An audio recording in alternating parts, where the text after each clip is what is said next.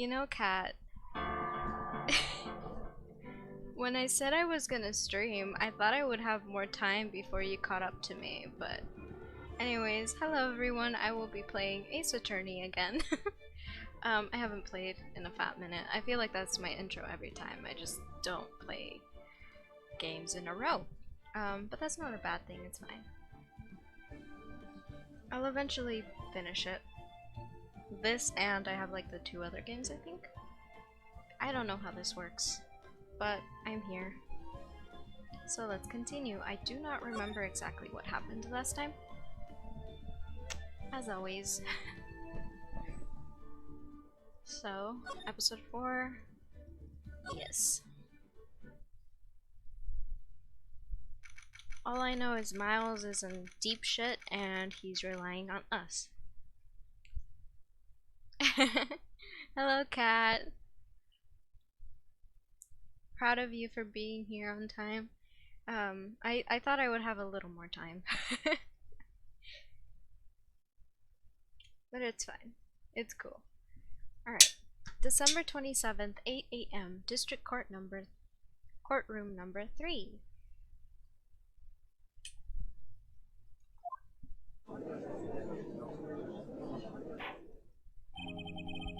Court is now in session for the trial of Miles Edgeworth. The defense is ready, Your Honor. How's my day going? It's been pretty great, actually. I had the day off from work, so I just spent a lot of time with my family, and it was nice. Whether or not I'm ready to solve a case, that is questionable. I don't even know if I have enough information to solve it. I really hope so. How's your day going? Karma, ... Very well. Apparently the prosecution is also ready. Who is the judge here anyways? Dr. Von Karma, your opening statement. Very well. No opening statement, so... Jesus. I forgot that his voice was so deep. I wish I had like a voice module thingy that changes your voice. So I can do the very, very deep voice that he has. Not so fast, Judge. I was taking a meaningful pause before speaking. Right, of course. A prediction. Today's trial will end 3 minutes from now. Order, order. Mr. Von Karma, what is the meaning of your statement just now? Bah, you must question everything. It will be over in 3 minutes. We have no time to waste. I'll call my witness now. Right. Doing fine, trying to find a new desk for my room. Ooh, I love desks. It's like a silly thing to like, but I have like 2 desks. Actually, in my room I technically have 3 desks. I have 1 desk for my PC. All of them are pretty small, so they fit.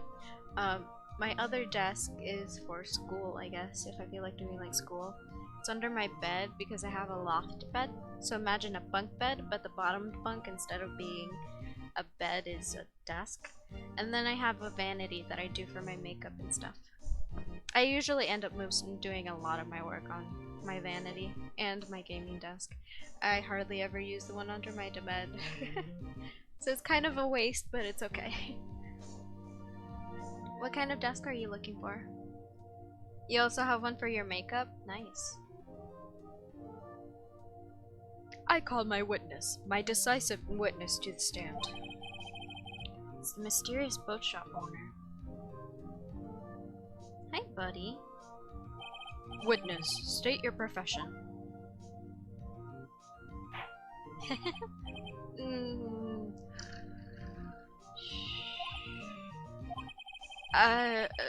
I'm the proprietor of the restaurant, the Wet Noodle at Gold Lake. And I also rent boats. The night of the incident, you were in a boat rental shop, correct? Yep. Yep, I was. Please testify. Wait a second. We still haven't heard who this old guy is. Raise an objection. Why the fuck not? Wait a minute. The witness hasn't stated his name yet. You want a simple desk, a table with 4 table legs, and that's it. I like to have space on it. That's true. I just like the ones with fancy colors. Do you want it like a specific color, or do you just want like a plain white one or something? Or like a wooden one? I just like desks because I've connected for some reason like desks to being successful, which is really weird. But like if you have a nice desk, it means that you're like doing well in life. If you have, I don't know why I connected it like that. But desks are expensive. Mine are pretty cheap. The witness hasn't stated his name yet. A wood and white one. All my furniture are whitish. Oh, that's cool that you have an aesthetic. Because I did not ask him, Mr. Wright. Bah. I have predicted this trial will end in 3 minutes. Stop asking trivial questions and cooperate. Yeah, right. The witness will state his name.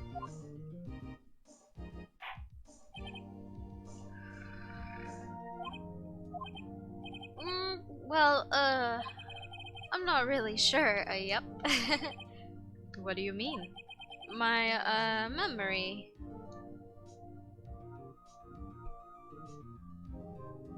Oh, I didn't update the game? Hi, Randor. Thank you for doing that. I could have sworn I did that. And hi, Jen is online. Or just Jen, I guess. How's everybody doing? I could have sworn I did that, but thank you for doing that, Randor. I appreciate it. My memory. Your Honor, the witness does not remember anything beyond the last several years. Ergo, he cannot recall his own name. He can't recall, you say? Yes, but the incident in question took place 3 days ago. He can testify. Very well. Let's hear his testimony, shall we? Witness? The night of the murder. It was the night of the 24th, just after midnight. Yep. I was in the restaurant where I, rent boats as usual. Then I heard a bang. Yep. When I looked out the window, I saw a boat just floating on the lake. Then I heard another bang. Just about then, the boat comes back to shore and a man walks by a window. Very well. I'd like to begin the cross-examination. I fucking hate you.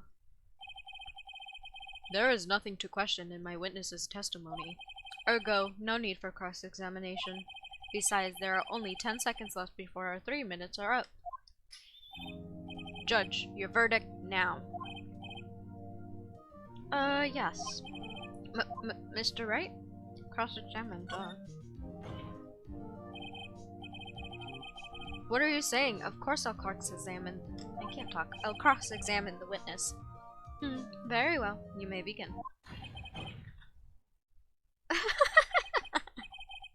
Excuse me? Mr. Von Karma? 3 minutes just passed. I see. Well then, let's just take our time. You may cross-examine the witness.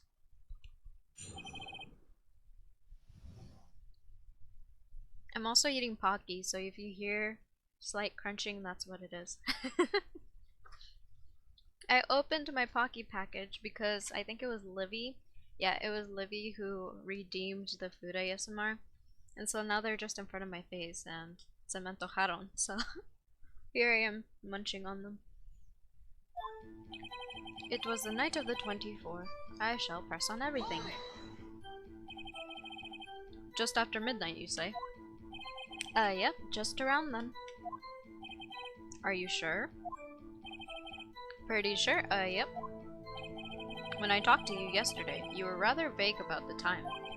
I'm surprised you seem so sure about it today.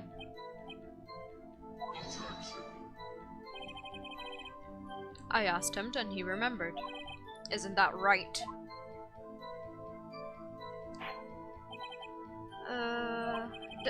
Don't glare at me like that. I remembered it clearly, I did. Yep. You see? Continue. He's threatening the witness.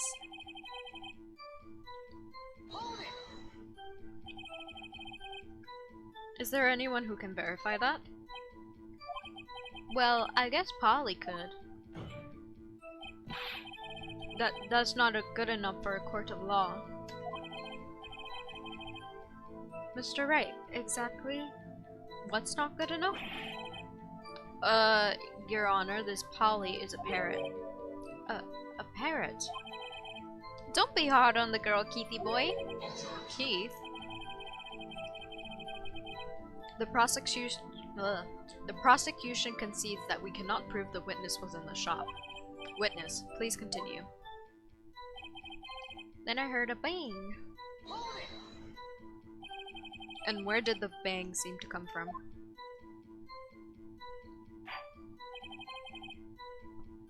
From the lake, I figured. Are you certain? Yep. Good. Continue. When I looked out the window, I saw a boat just floating on the lake. Was there someone in the boat?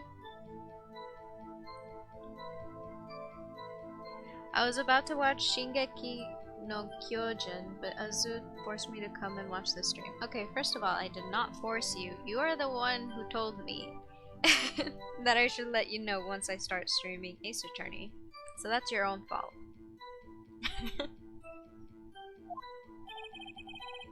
It was pretty far out there. I couldn't see clearly, but I figured there was 2 men on there, yep. But you couldn't see them clearly. Yep. At the time, that is. At the time. Then I heard another bang. So you heard 2 gunshots total. Yep. That's what Lotta said in her testimony yesterday.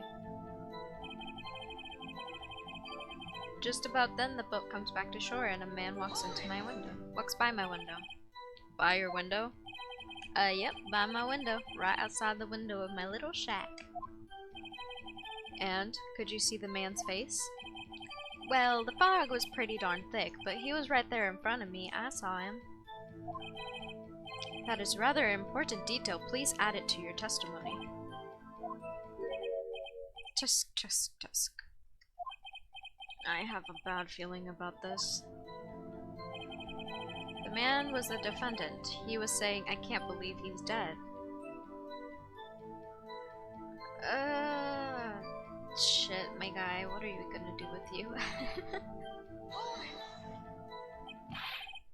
Or, are you sure? Uh-oh. Dad.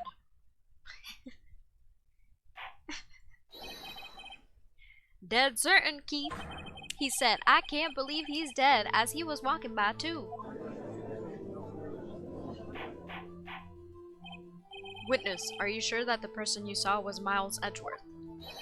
It was him, that Edgeworth boy. Oh my goodness, he collapsed. This sounds like decisive evidence indeed. I see no room of doubt. On karma. He lured me into the cross-examining so he could set me up for a fall. Tusk, tusk, tusk. Nick, I don't like the way things are going here.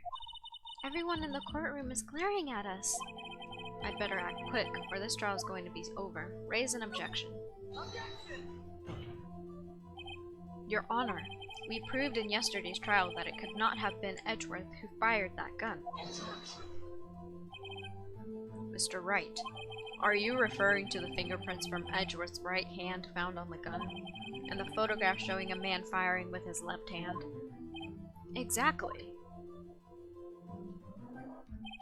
That is easily explainable. He could have wiped his prints after he fired. You are ignoring the truth of the matter here. Everything in this witness testimony is true. The judge is lost in thought. What should I do? Raise an objection? Your Honor, this witness claims that Edgeworth said, "I can't believe he's dead," but this word is all we have. If he were telling a lie... Mr. Wright, in a court of law, the evidence tells all. Apparently, you have yet to realize even this basic fact. If you tell his testimony is a lie, show us proof. Do you have proof that he's telling the truth? Nick, do you have evidence? It's no good. There's nothing I can do. Are you sure? To be honest, I don't know what to do anymore. Please, can you hear me, sis? Please. We need your help. Nick needs you. Tusk, tusk, tusk. 3 minutes was perhaps too high an expectation. However, 15 minutes isn't that bad. This should be a new record. Enough. The witness may leave the stand. This court sees no reason to further prolong the trial. Nor is there any need for more time to decide the case against the defendant. This case is extremely clear. I see no room for misinterpretation of the facts. What? No. This court finds the defendant, Mr. Miles Edgeworth. Did I do something wrong? The accused will surrender to the court immediately, to be held pending trial at the higher court within a month from today's date. That is all. This court is adjourned. Did I do something wrong? Is that supposed to happen? Oh, okay, good. Wait! Who was that just now? Huh? What? Larry? Oh my goodness, thank you, Larry. What are you doing here? Listen, you gotta listen to me. I was there in the park the night of the murder. I wasn't sure about it until just yesterday, but today I remembered it. Remembered what? The gunshot. I heard it too. Order.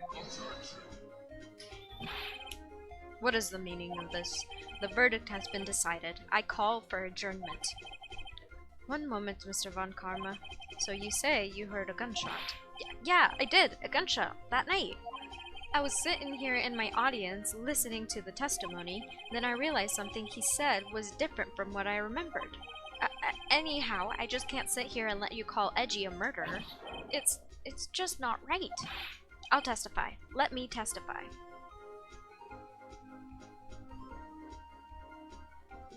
Also, your title's still the same one from last night, but I don't know what to put in there, so I'll leave that for you. Thank you, Randor. I could have sworn I fixed it. Maybe I just forgot. I'm really bad at titles, so I just put There we go. I'm not very creative in titles, if you guys couldn't tell, but it works for now. I'll testify. Let me testify. Order, order. Well, this is the first time something has happened like this in my court. I'm not quite sure how to proceed. Judge, you've already given your decision. The trial is over.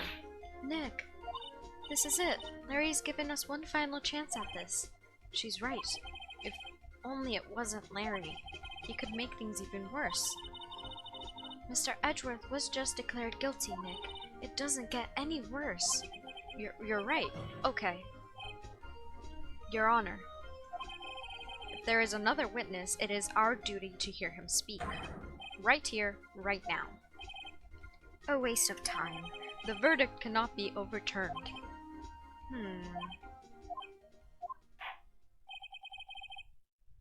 Allow me to speak my opinion. In all court proceedings, it is our duty to prevent an inaccurate verdict. In order to make sure no mistake has been made, every witness should be heard. What is this? Wrong voice. I withdraw my previous verdict of guilty. T.E. Mr. Von Karma, I order you to call this new witness to testify. Now. Look at him! Wow, look at him growing his spine. What? The court will adjourn for 5-minute recess. After that, we will hear this new witness. Look at Larry. Larry looks like such a butt. Court is adjourned.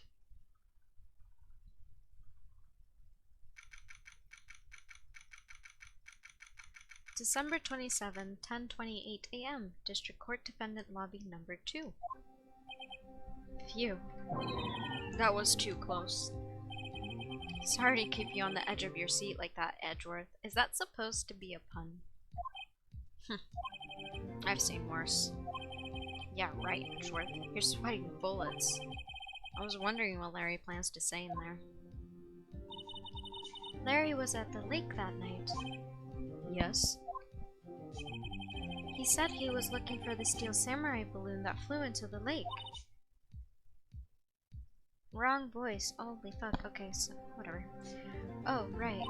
And he found the balloon in the air tank that night. Yeah. Hey, Edgeworth. Huh? You say something right? Yeah, a lot of things. You seem out of it. What's wrong?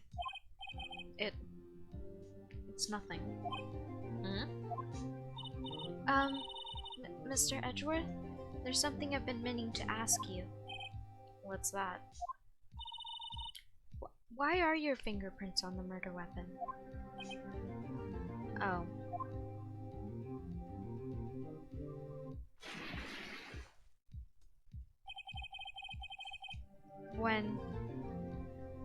When he fell into the lake, I went on a daze.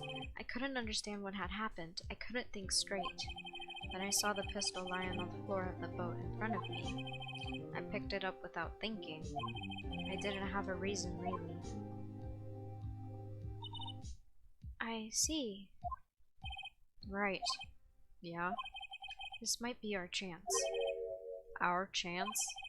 Von Karma has only ever run perfect trials. Perfect trials? Perfectly prepared witness, perfectly complete evidence? That's the secret to his success. This is the first time he'd ever have to deal with something unexpected. He has to let someone he hasn't even talked to testify before the court. And that someone is Larry. And what are you getting at? It's likely his testimony will be full of holes, right? That's right, Nick. No 10-minute trial this time. We'll milk this one for all it's worth. Hey, it was 15 minutes. 15! Everything on Larry now. December 27, 10:35 p.m. District Courtroom Number 3.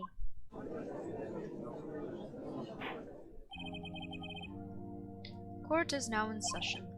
Witness, please testify to the court about everything that you saw on the night of December 24th. Right, leave it to me. Please, Larry, don't mess this one up. I hate to admit it, but you're our last chance. Von Karma didn't even have time to prep his witness. I just hope Edgeworth is right about this being our big break. Witness testimony the night of the murder. That night, I was out in the boat on the lake. I was looking for something and I found it. So I quietly slipped the boat back into the rental shop dock. Then, just as I was thinking about going home, I heard this bang. I looked out over the lake, but I didn't see a boat. So after I heard that single shot, I went home. That was an unusually vague testimony, even for this court. In any case, Mr. Wright, you may begin your cross-examination. Yes, Your Honor. What's wrong, Nick? It's Larry. I have no idea what he's gonna say if I press him. I'm a little scared. Well, we've come this far. There's no way to go but forward, Nick. I feel like I'm gonna save. I'm gonna just save. Just very quickly. Just in case. Because I don't trust myself for this to go well. Cross-examination. The night of the murder. That night I was on the boat. We gotta press him. Something wrong? Oh, wrong voice. Something wrong, Mr. Wright? There are so many things wrong, I don't even know where to begin. Well, okay. First of all, what time was it? Oh, it was after 11 when I went to the boat. By that time, everyone had gone home for the night, so I waited until the coast was clear, so to speak. And why were you out on the boat on such a late hour? I was looking for something, and I found it. Looking for something? Yeah. Mr. Butts. Oh, Mr. Butts, what was it you were looking for? What the witness was searching for is irrelevant. Most likely he was hunting down this Gordy. That's surprisingly close to the truth in a sense. This is all irrelevant. Let's get it over with. So I quietly slipped to the boat back into the rental shop. Around what time was that? Well, let's see. I figured I was out searching for about an hour. I guess it was around 12. Yeah. You're not sure? Hey, don't give me that face. I'm not some sort of human sundial, okay? People use watches these days, Larry. Wait, didn't the old guy say that he heard someone say, "I can't believe he's dead," while they walked through in front of his window around 12? I think he just heard buds. Where did the sound come from? Yeah, well, I wasn't too sure about that. I looked around, you know. Did you look at the lake? Yeah, I looked.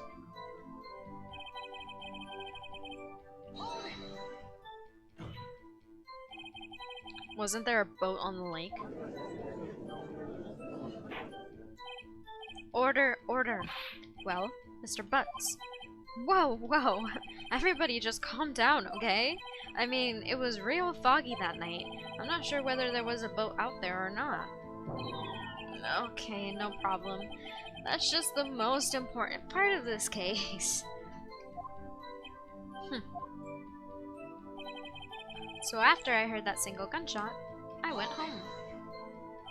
So you only heard one bang, correct? Yeah. Huh. Well, Nick? It was pretty wishy-washy testimony, wasn't it? Guess I should just start working on the contradictions. Sorry.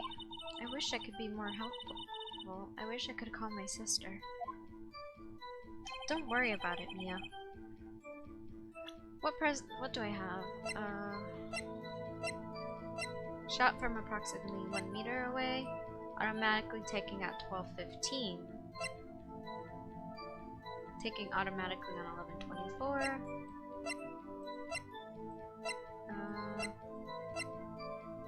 Sound like 2 gunshots just after midnight. Okay, let's work on that one first. I was out on a boat. I was looking for something. Quiet slipped back into the rental shop.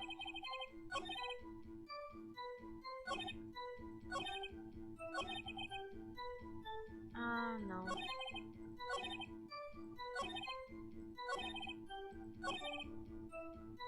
Oh, he doesn't say what time again.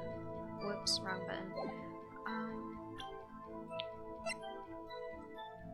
The photo murder.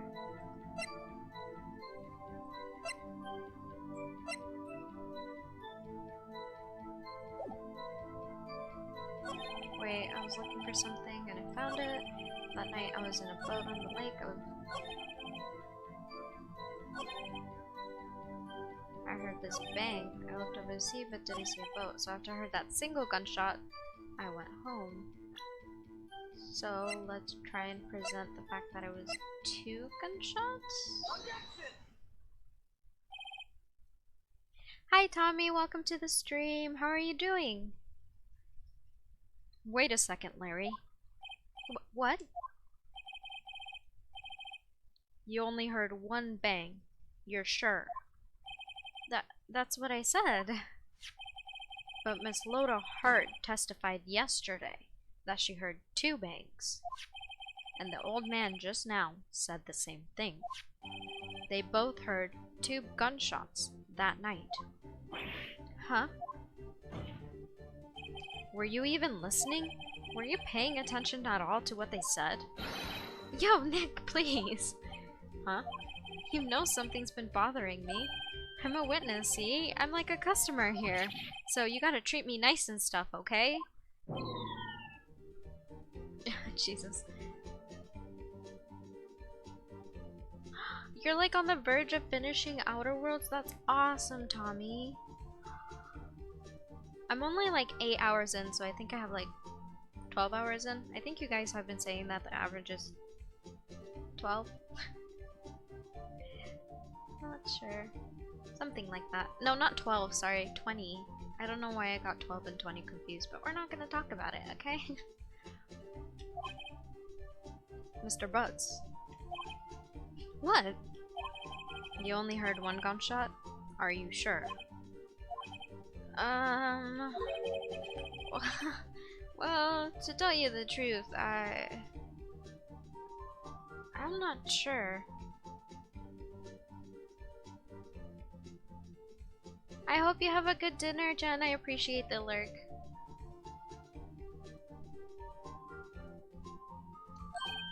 Eh? Not sure? How could you not be sure? Yeah, well, I might have missed the other gunshot. I was listening to something else. Something else? My radio, dude. With my headphones. What? Order, order, and stop that booing. Mr. Butts, you were listening to the radio with your headphones. Yeah, so what? That a crime? I listen to my radio. Everybody listens to their radio. What's the big deal? Mr. Von Karma, your opinion? Waste of time. I do not accept this witness nor his shoddy testimony. Well, Mr. Wright, shall we continue the testimony? I know. Okay, I'm a save.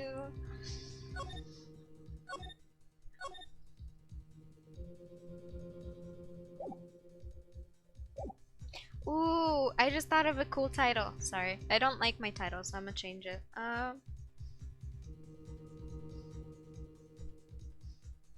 See if I can spell it right. There we go!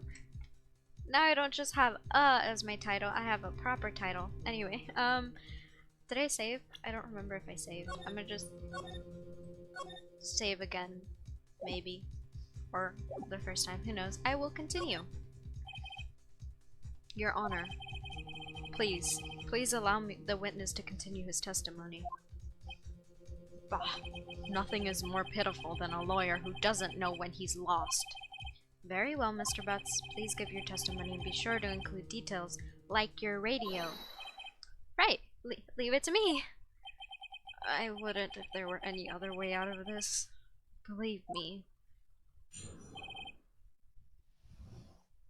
What Larry heard. It's lonely being alone on Christmas Eve. That's why I was listening to the all request shows on the radio, see?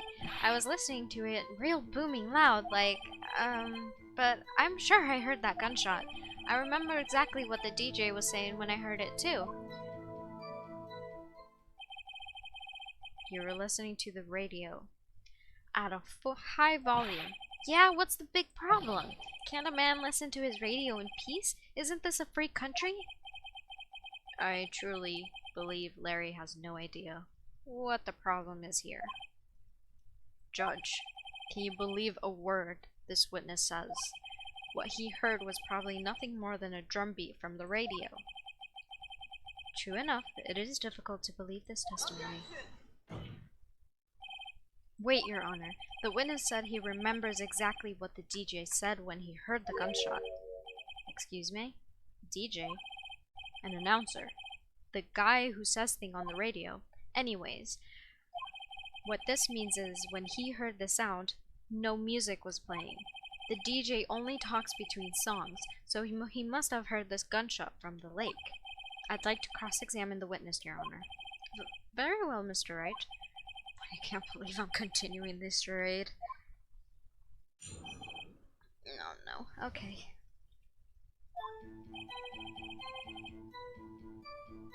Hi, Cat. We missed ya. Okay, I guess I'm gonna press about butts being lonely on Christmas Eve. So, you turned on the radio? Right. I just wanted to hear someone's voice, you know? You don't know what it's like out there, alone on Christmas Eve. Alone. I shouldn't have said anything. Yeah, that's what I was thinking too, but... That's why I was listening to the All Request show on the radio, see? I was listening to it real boom- oh wait, I missed it. I'm gonna press on that again.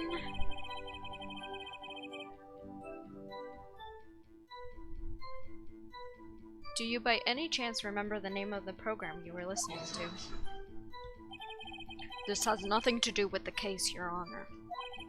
Objection sustained. The witness was listening to the radio. That is all we need to know. Tell us, Mr. Butts, how loud was the radio set to that night? I was listening to it real booming loud, like... Real booming loud? Yeah, you know. And you had your headphones on? Yep. I wouldn't think you could hear anything going on outside at all. I'm just like grasping at straws right now. Can you prove that? No. Of course you can't. Nah, I can't prove it. But I remember that moment very clearly. I mean, while I was talking about it, it came back real clear to me, you know? What was he saying? That's the only other thing I can press. What did she say? Mr. Wright, please cease these pointless questions. What possible good could knowing what the radio DJ said do us? Indeed, Mr. Von Karma has a point. I'll allow the question, only to see if you have a reason why we should care. Should I save? I'm gonna save, but I'm not gonna save over this one. I'm gonna save over this one. My saving system may seem a little like jarbled, but it makes sense to me, okay? Hi Luca, welcome to the stream. How you been? I'ma say we should care. We should care, Your Honor. Of course we should. Why? Well, how do you know if we don't ask, Fine. Very well. You're tired, Luca? I'm sorry. I hope I can help you relax. We just vibe here. We're just all, you know, relaxing and de-stressing. Mr. Butts, please testify to the court. What was the radio announcer saying when you heard the gunshot? Just saying, hey, it's almost Christmas. I heard the gunshot. I hate this. I feel like...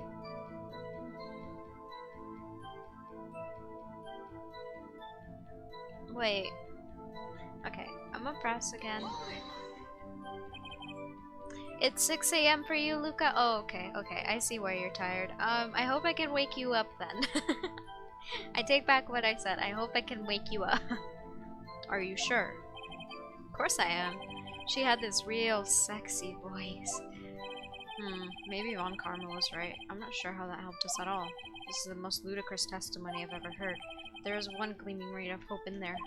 We've got to press it until we get the bottom of what happened. Okay, I think I have something. I remember just when she said, hey, it's almost Christmas, I heard the gunshot. Okay, I feel like there's something with that, right? Shit. That was an accident. I didn't mean to press so far.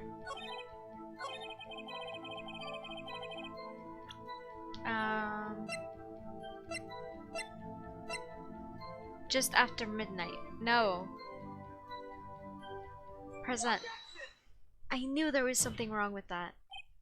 Larry, are you absolutely sure what you're saying is correct? Huh? What's with that face? You look scary, dude. Hey, if you're trying to scare me, you know better than that. I don't scare that easy. Is something the matter, Mr. Wright? Your Honor, did you hear what the witness just said? The DJ said, "Hey, it's almost Christmas." When we heard the gunshot. Indeed, and... Almost Christmas means it wasn't Christmas. Do you realize what this means? When he heard the gunshot, it was still Christmas Eve. That would seem to be the case, yes. But that contradicts the two testimonies we heard so far, Your Honor. Both Miss Hart and the old man said it was after midnight when they heard the shots. In other words, when they heard the gunshot, it was already Christmas. This is a clear contradiction, Your Honor. The music from the game seems low. I think I made it low. You should hear it now. Sorry, I made it like a little lower because I was playing another game that has like really loud audio, but there you go. I'm sorry about that. Order. What does this mean? The two prior witnesses heard gunshots after midnight. However, this witness says he heard a gunshot before midnight. Judge, the answer is simple. The current witness is plainly mistaken. Just look at him. Suspicious. What? Well, Mr. Wright, what do you think about Mr. Butt's claim when he heard the gunshot before midnight? Larry's wrong, Larry's right. I must say, shit, okay, fine. Yes, I'm saving. I must say he's right. Larry's not mistaken, Your Honor. He heard the gunshot before midnight. Intriguing. I'm assuming you have evidence for this wild claim? Show me the evidence there was a gunshot before midnight. Ah, shit. Sometime shot after 12:25. This one! 11:50. Present. Look at this photograph. This was taken by our witness yesterday, Miss Lotta Hart, with her automatic camera. The timestamp on the photo reads December 24th, 11:50 p.m. Oh? But there's nothing on the lake in this picture. Your Honor, the real issue here is not why nothing is shown in this photograph. It is why this photograph exists at all. What do you mean? Your Honor, this photograph was taken by an automatic camera. That camera was set to go off in response to loud noises. Aha! Correct. There was a loud noise on the lake at 11:50 p.m. That is why this photograph was taken. In other words, when Larry heard the gunshot, it was most definitely still Christmas Eve. Indeed, it would seem that is the case. Then, where does that leave us? Miss Hart testified that she heard the gunshots after midnight. Are you claiming she was mistaken? Not at all, Your Honor. It is a fact that the camera also triggered at 15 minutes before midnight. I thought it was 10 minutes. Your Honor. That night, there were two sets of gunshots with a 25-minute pause between them. Why would this be? Don't be fooled, Judge. That camera was set to respond to loud noises. Yes? There is no proof that the loud noise at 11:50 was a gunshot. Why the witness could have sneezed triggered the camera. Hey! My nose was clear that night, man. Clear. Well, Mr. Wright, there's no turning back now. Can you prove that the loud noise at 11:50 was indeed a gunshot? Please show the court evidence if you have any. Ah, fuck.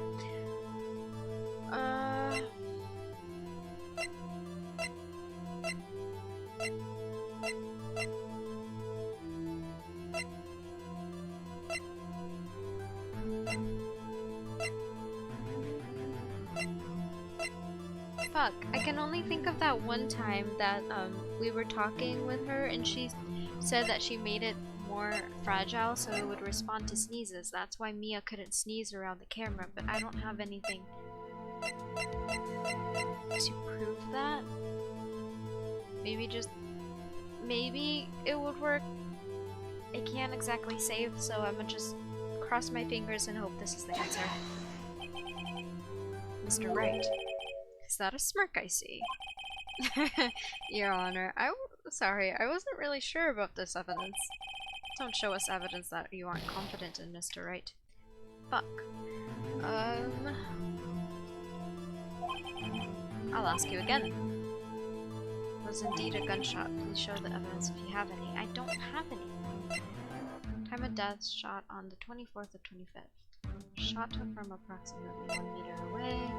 Taken automatically at 12:25, at 12:15. Taken automatically at 12:24.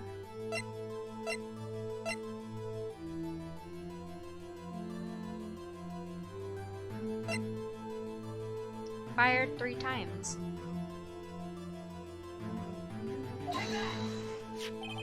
This is my evidence.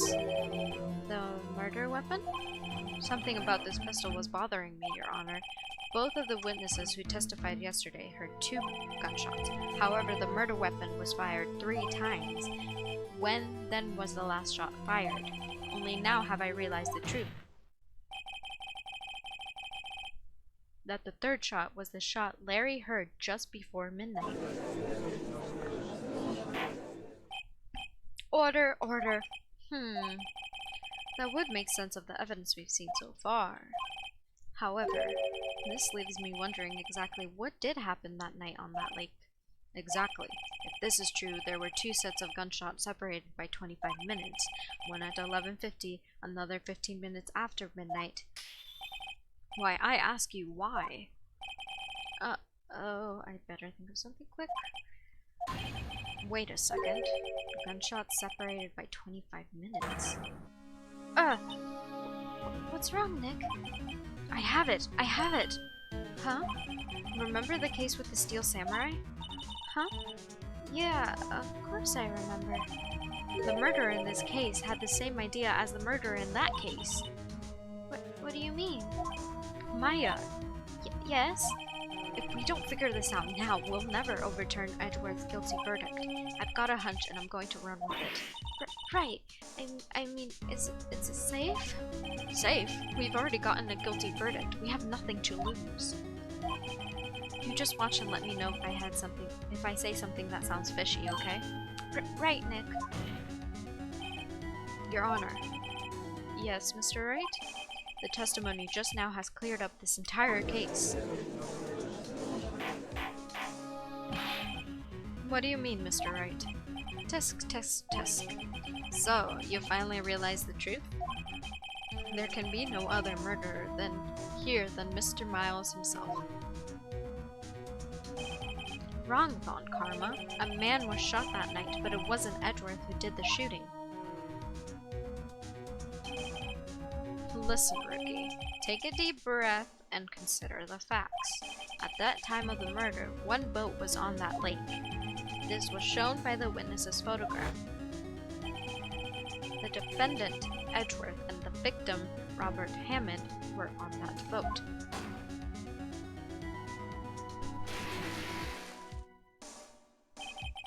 There was a gunshot fired on that boat and Robert Hammond fell into that lake. The distance of the shooting was 1 meter. It couldn't have been a suicide. Well, the guilty party has to be the other man on that boat. I admit it is hard to imagine any other possibility. Yes, but this assumes that the victim was shot at 15 minutes after midnight. What do you mean by that, Mr. Wright? We have photographic evidence at the time of the shooting. The timestamp on the photo says 15. But Larry heard a gunshot 25 minutes before that. Robert Hammond was killed then, 25 minutes before the shot on the lake. That's the only way Edgeworth could be innocent. Mr. Wright, Are you quite mad? Explain yourself. Who are the two men on the boat? The murderer and Hammond, Edward and the murderer, Edward and Hammond. Ah, fuck. Okay, we're saving.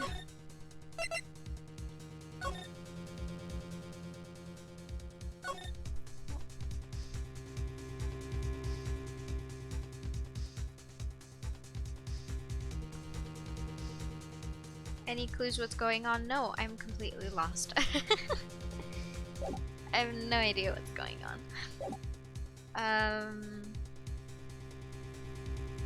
The murderer and Hammond. It's Edgeworth and Hammond, obviously. Edgeworth and... Same. I don't like you, Cat. It has to be Edgeworth because he was on the boat and we know that. But was it Hammond? I think it was Hammond, actually. Miles Edgeworth and Robert Hammond. Yes, I believe you are mad. That is exactly what I've been telling the court this whole entire time. You're agreeing with me, and yet, what did you say? That Robert Hammond had been killed 25 minutes before the shot on the boat? Yeah. Yes, that's what I said. I was just testing you, Von Karma. Mr. Wright, fuck. Your client has already been declared guilty once. I'm going to have to penalize you for this foolishness. I'll ask you again. Okay, so then it's this one. Of course, it was Edgeworth and the murderer. After the murderer killed Robert Hammond at 11:50, he assumed the guise of Mr. Hammond and met Edgeworth. Okay.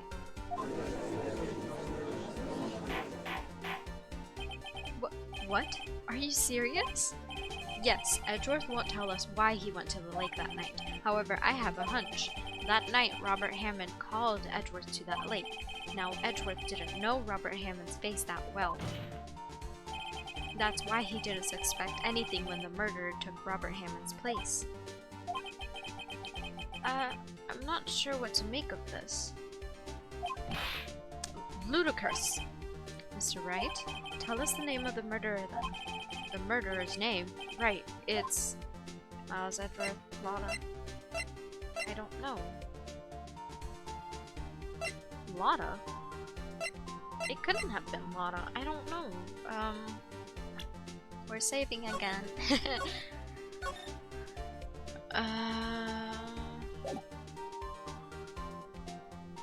Good job losing your gems, Brandor.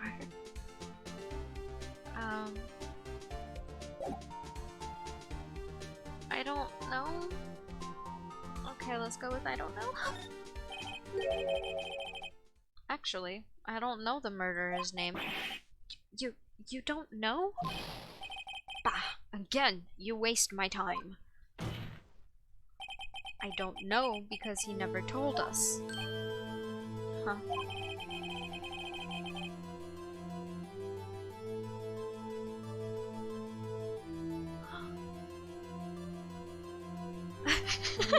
Sorry, I just had to read that text box and like my jaw fell open. I don't... Could it have been? The murderer is the caretaker of the boat shop, that old man. At 11:50, he was the one who killed Robert Hammond. The caretaker of the boat shop? Where did he do this? There weren't any boats on the lake then. Why would he have to go all the way out to the lake just to shoot someone? May I suggest that the real scene of this crime was not on a boat? What? Well then, where did the murder take place?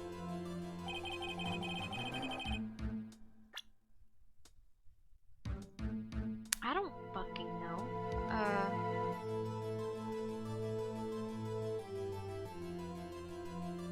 I hate these type of things because it's like, it's such a big space that I don't know.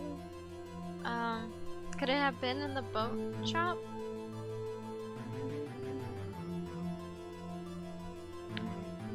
I'm gonna try and say the boat shop. Maybe.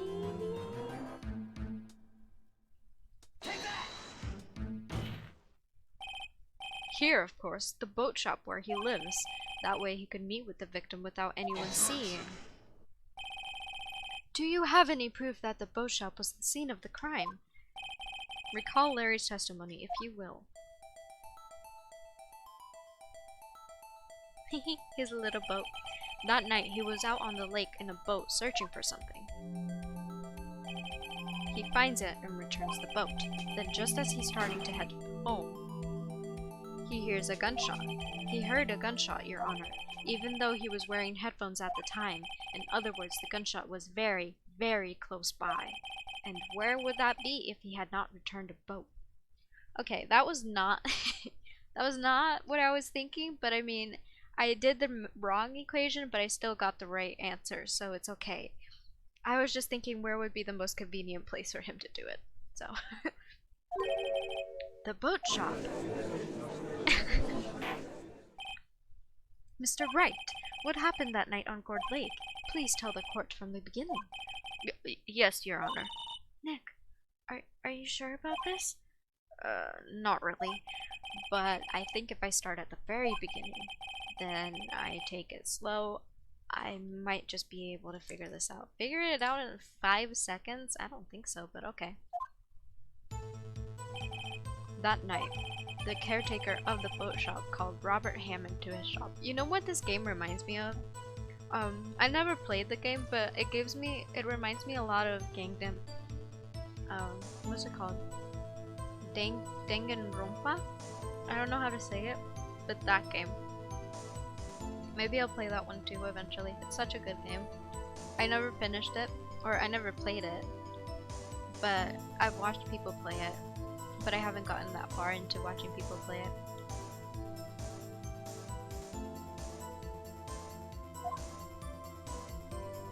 Oh. Why would the old man try to kill him anyways? This was around 11:50. That was when the gunshot that Larry heard was fired. After that, the caretaker put on Robert Hammond's coat. He became Robert Hammond. Then he got in the boat with Edward and went out into the middle of the lake. Then, who fired the pistol on the boat, Mr. Wright? The boat shop caretaker?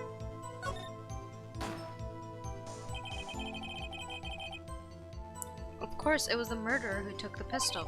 He shot twice, both missed Edgeworth on purpose. Wait a minute. Yes? Why would he shoot twice if he didn't mean to hit anyone? Details. Know this, Mr. Wright. The moment you run out of explanations is the moment you lose. Tell us why the murderer had to fire twice. To create a witness. I'm not even gonna save, I'm just very confident about this. I believe he fired twice to create a witness, Your Honor. Create a witness? The murderer lifts his pistol and fires one shot. That ensures that anyone who heard the shot would look at the lake. Indeed, Mr. Hart did exactly that after hearing the first gunshot. Next, the murderer waits a bit before he fires again. Then,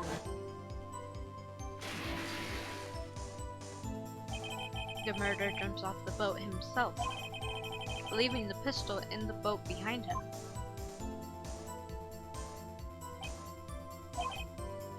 I see. To someone looking from the edge of the lake, it would appear that one of the men on the boat had shot the other. The murderer didn't know about the automatic camera, of course. That's why he shot twice, to draw attention to the boat. Once you realize that, everything else falls into place.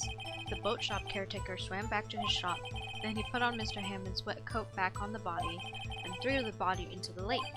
This is what happened, Your Honor. These are the events that transpired that night on Gourd Lake. But I still don't see why the old man would have a reason to murder someone. That's the only spot that I don't get.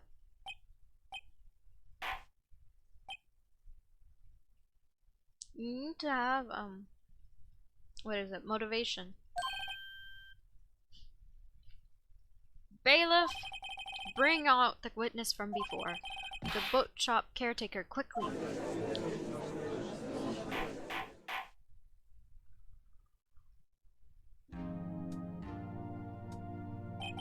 Very well. While we are waiting for the caretaker, I would like to ask the defendant, Mr. Miles Edward, a few questions. Mr. Edward, please take the stand.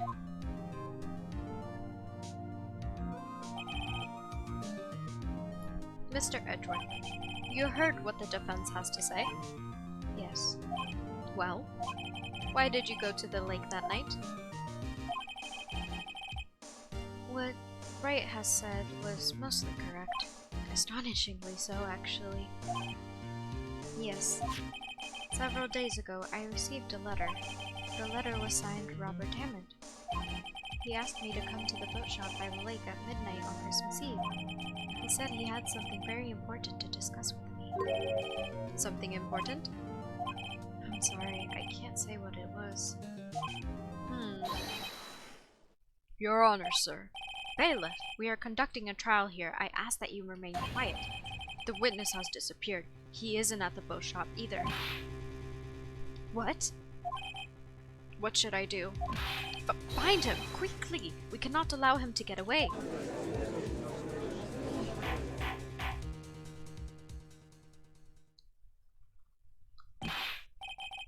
Mr. Von Karma, your witness has disappeared.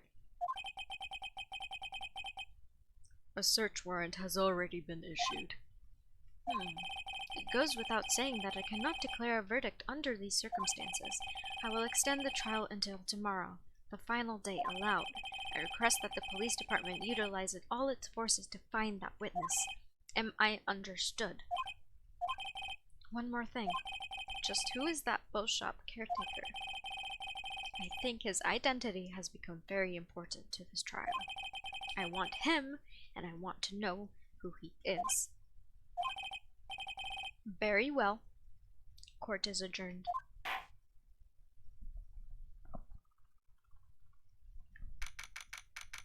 December 27, 1:22 p.m. District Court. Defendant lobby number 2. Are they gonna release Edgeworth yet? Yay, Nick! You did it! Yeah. Well, at least we got out from under the guilty verdict. And what about Larry? That was something else. Even Von Karma didn't know what to do with his testimony. Larry really helped us out. Sure, once I sifted through his unique testimony. Still, he did save us. I just wish our cases weren't so down to the wire all the time. I know what you mean. Sometimes I feel like it's us on trial instead of our clients. Hey, Edgeworth. Mr. Edgeworth? Did you say something? Don't look so pained. I mean, it looks like you're probably going to get off the hook. You could try to smile just a little bit. Relax. I'm sorry, but I fear it's not over for me yet. What do you mean? Right. There's something that's been troubling me for a long time now. And I don't know whether or not to tell you. Edgeworth? No. There's so little time left.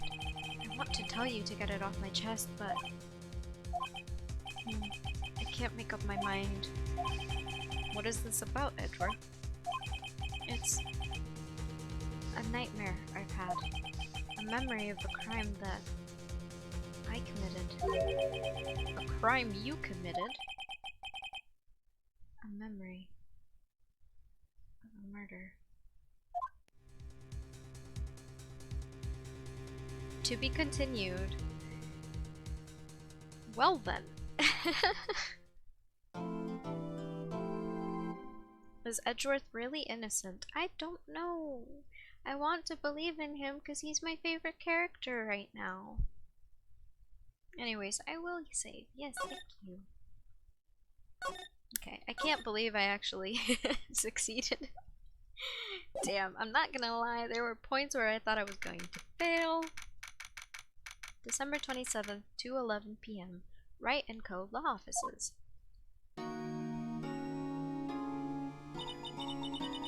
What was Mr. Edgeworth talking about? crime that I committed. A memory of a murder. Tell us about your murder. Do you really think Mr. Edgeworth killed? Maybe he's like...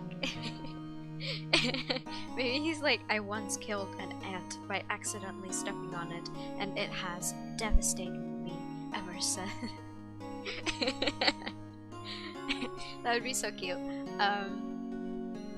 Yes, this game is full of surprises, so that's why I don't know what to believe. I don't believe it. Not Edgeworth. Some painful memory has been troubling him recently, but he'd never take someone's life. Never. He's a simp. Sorry. Nick.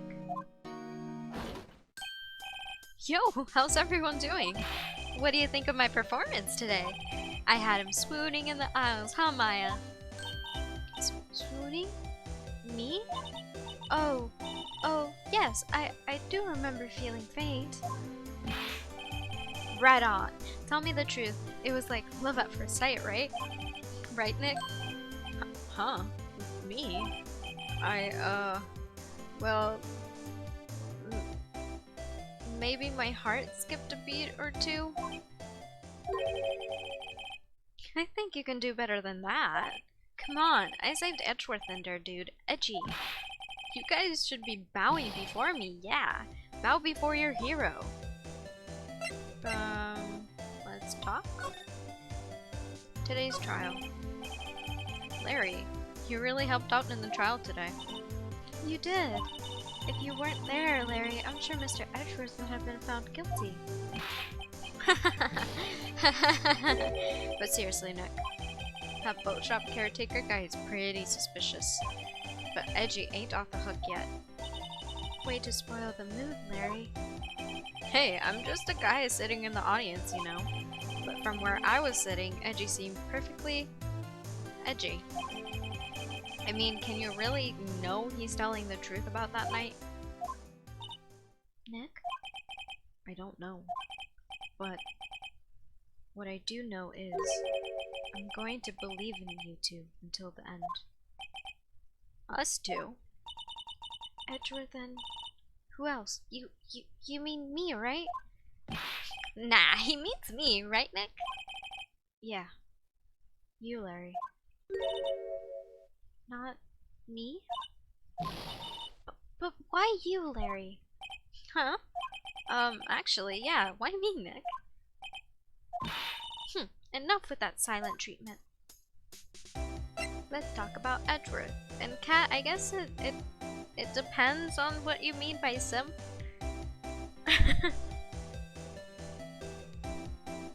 Let's talk about Edgeworth. Nick, why do you trust Mr. Edgeworth so much? I mean, he's changed recently, true, but when we first met him, he was kind of a jerk, don't you think? Squirrels in my pants! Oh, I love that song from Phineas and Ferb. Dude, oh my god, you just made me have a throwback. I remember one of my favorite Phineas and Ferb episodes was basically like a...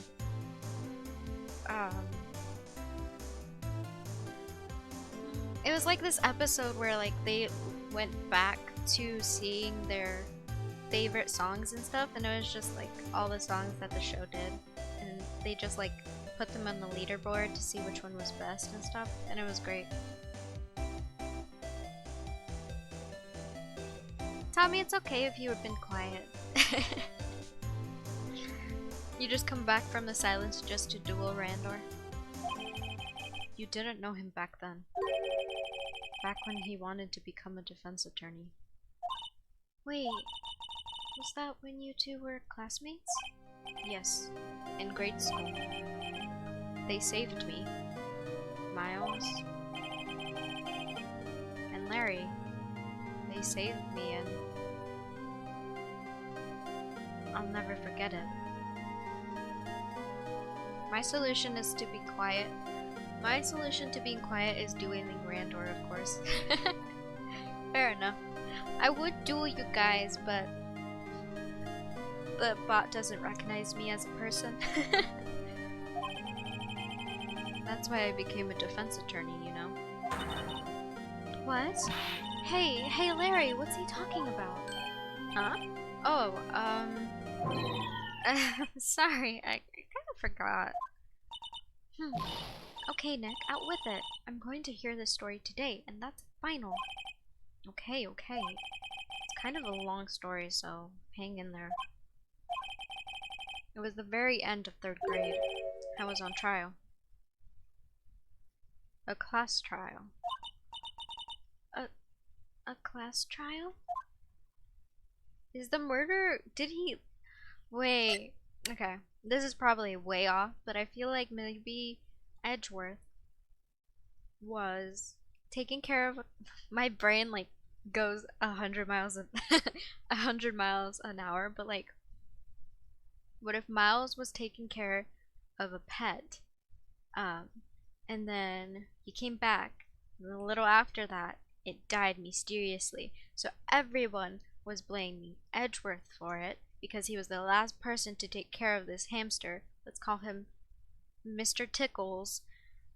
And the trial was trying to figure out whether or not Edgeworth was the reason that Mr. Tickles died. And maybe at some point, instead of blaming Edgeworth, they started blaming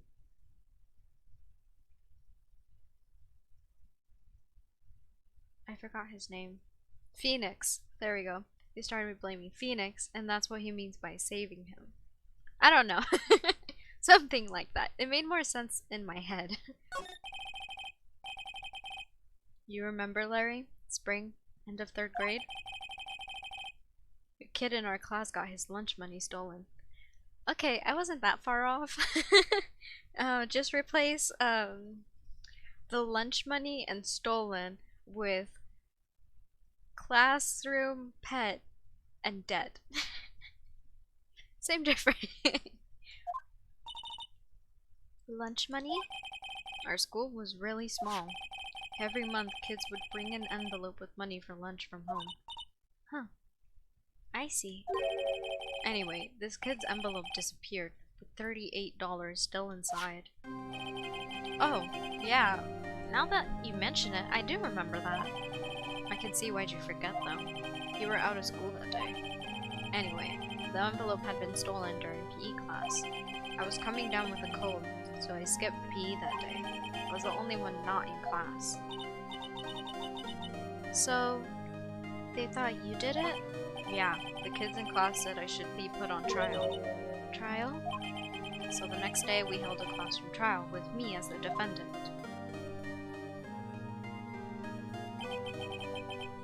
I didn't do it!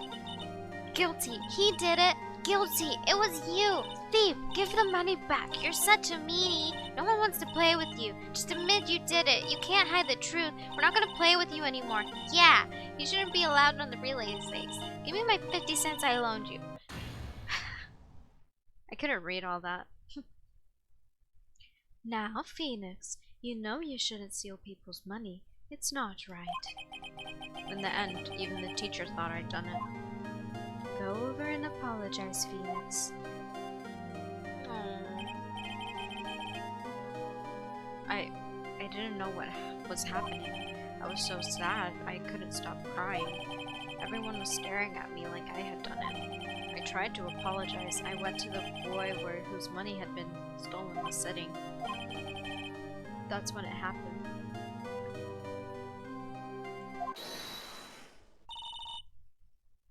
He shouldn't have to apologize. The only thing that belongs in the trial is evidence. Anything else has no place. You should all be ashamed. Amateurs. Miles. Oh.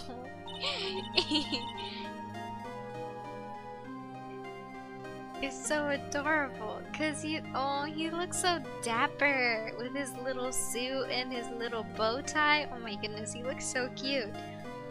I've heard this story was based on an IRL story of the writer. It's awesome. A lot of writers write their stuff based on what they have experienced because that's the best type of thing like you can write about.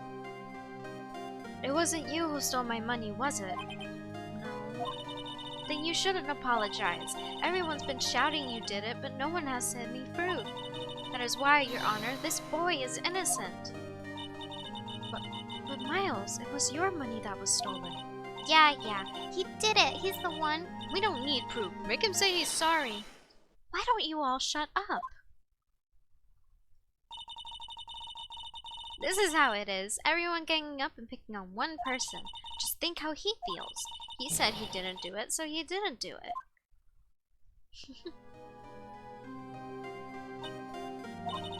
Very well. I will replace the money myself. This class trial is over. That's how it happened.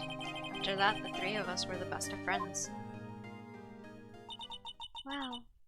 I had no idea. Yeah, I had no idea either. I mean, I forgot. That's what I learned about what it meant to be alone. Totally alone. Without a friend in the world. You did a good thing, Larry. Yeah, well, I was just lucky that I took the day off from school. If I had been there, they would have thought I'd done it. So, I took it kind of personally. See, when something smells, it's usually the butts. After the trial. Anyway, Edgeworth and I talked after that class trial.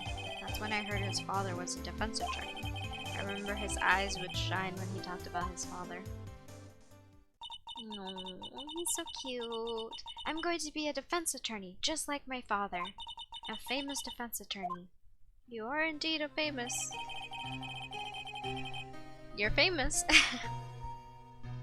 Then, a few months later, he suddenly transferred to another school. The DL6 incident. Right. I'm not sure, but the transfer probably had to do with his father's death. That's so sad. It was several years later when I heard Edgeworth's name again.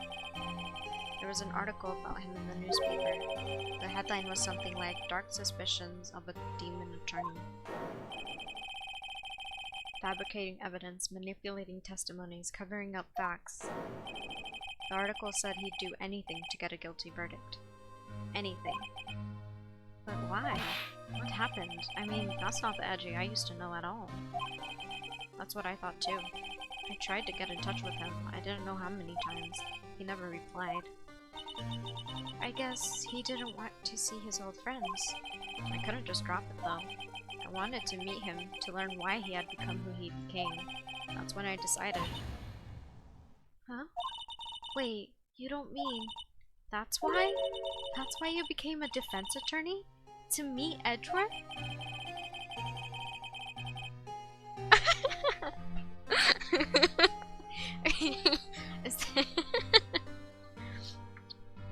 Okay. I get it. But at the same time, did he really... I see why people ship them. Did he really build his whole career just because he was so curious about why his best friend, like his best friend from elementary school, a guy he hasn't talked to in years, became the person he became now?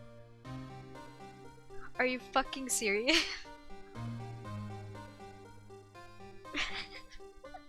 Not to call him a simp, but kinda is. If I was a defense attorney, I knew he'd have to meet me whether he wanted to or not, in court. Edgeworth believed in me, and I believed in him.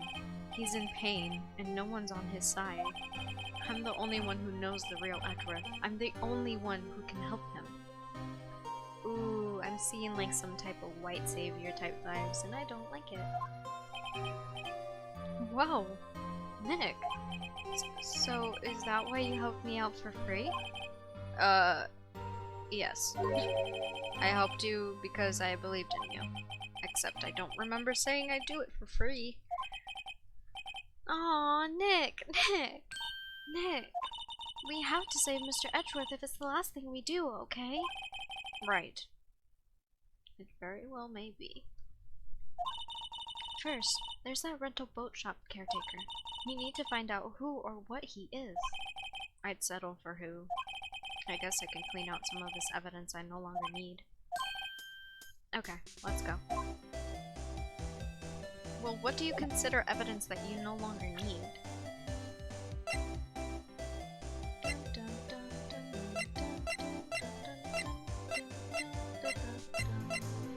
I don't remember what evidence he had, so I'd have no idea what.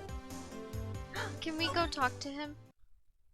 Hi, edgy boy! If you can't tell, I really like him. December 27th, Detention Center Visitors Room. You look as grim as always. Mr. Edgeworth? I heard the story about the class trial. Class trial? What do you mean? You don't remember? No, I don't. Your lunch money was stolen, wasn't it? In 3rd grade? Lunch money? Oh. Oh, right, yes. I seem to remember something like that. No, I think you're the only one who really remembers. Well, it probably only really mattered to me anyways. Mr. Edgeworth, didn't you know? That trial was the reason Nick became a defense attorney. Ridiculous. Gee, thanks. That said, it does sound like the kind of thing you do. You haven't changed a bit, have you, Wright? So simple. To a fault, even. Well, maybe, yeah, but I think you changed too much, Edward. Perhaps. You're falling asleep, Cat? You should go to bed then. You deserve rest. Let's talk. Why prosecute? Hey, Edward. Why did you become a prosecutor anyway? You can always watch the gameplay afterwards, Cat. Or you could just leave it until you actually fall asleep. Just hear my voice in the background like music or something, and then just catch up tomorrow. I'll lull you to sleep with my great deep voices. You used to look up to your dad. You said you wanted to be a defense attorney, right? I couldn't let myself deny reality like you. What do you mean? My father was taken from me. And you want me to defend criminals?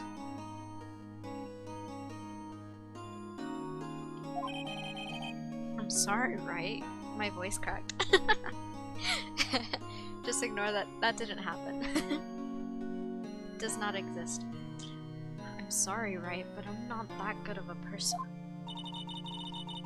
One suspect was apprehended in your father's murder, right? Yes. The man trapped in the elevator with my father. His name was Yanni Yogi. He had to be the shooter, any way you look at it. Yet, he was found innocent. That defense attorney got him off the hook. That would be Robert Hanna. On that day, 15 years ago, 3 of us were trapped in that elevator. 5 hours. When we were rescued, we all suffered oxygen deprivation. I have lost all memory of the murder. Lost your memory? Even now, I can't recall what happened in that elevator. That was the crux of Yogi's attorney's argument in court. He claimed Yanni Yogi had not been in sound mind due to the oxygen deprivation. Yogi was released due to lack of evidence. Innocent. That's when I changed my mind. I started to hate defense attorneys. Prosecutor Van Karma. What's your relationship with Van Karma? He's my teacher, and a man who deserves respect. I learned everything I know of courtroom teaching techniques from him. So, he's like my sister was to you, Nick. He is a perfectionist in all things. In court, in his personal life, he's obsessed with doing everything perfectly. Perfectly, huh? And All the cases he was taken on, none were left unsolved, and not one suspect was declared innocent, ever. But that's... I know. It's possible some of the suspects were indeed innocent. However, it is impossible for us to accurately determine that in every case. All Van Karma does is his job, to find the suspect guilty, perfectly. In that case, it's nigh well impossible to find a weakness in him. Should a weakness appear, he would do everything in his power to make it go away. Edgeworth? What you're saying is true. You're headed for a guilty sentence tomorrow. He's right. No time to praise the enemy, Mr. Edgeworth. It's a strange situation in which I find myself, I'll admit. I'm kidding. I can't really say anything else, so let's move and go to the lake, I guess? I don't know what else I can do at the lake. December 27th, Gourd Lake Park entrance. Hey pal, long time no see. Oh, Detective Gumshoe. Close one today, eh? I got so worked up I snapped my tie in half. Sorry about that. No problem, pal. Thanks to you, we all know who really did it. You mean the boat shop caretaker? Look, I'll make you a promise. I'll have that scoundrel in my custody by trial time tomorrow. Come that may. It's my duty to you as a police officer. Now I'm off to catch me a criminal. Detective Gumshoe... I cannot talk. Detective Gumshoe sure is active today. Oh, one other thing. No one can go into the woods today. The woods? Where Lotta was camping? The woods are off limits to camping, and apparently the park ranger found out. He got pretty mad. No one can go in for a while. I guess Lotta is in a lot of trouble. Anyway, I'll be seeing you tomorrow. Okay. We can't go to the woods anymore, so let us go to Gourd Lake. December 27th, Gourd Lake Public Beach. Huh? The steel eyesore is missing. Eyesore? Looks like the hot dog stand is closed today too. I guess Larry's too busy worrying about Mr. Edgeworth to show up for work. Or he's just skipping. I would skip too.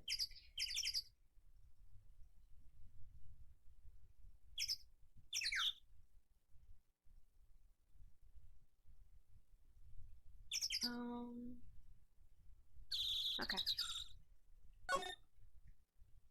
Should I examine? I don't think there's anything new to examine. Alright, Tommy, you showing off your amazing memory. Yeah, the dog did eat all the hot dogs. So maybe he's not worried about Edgeworth at all. He just doesn't have any hot dogs to sell. December 27th, boat rental shop. The old caretaker got away. Yep. I never imagined he might be the real murderer.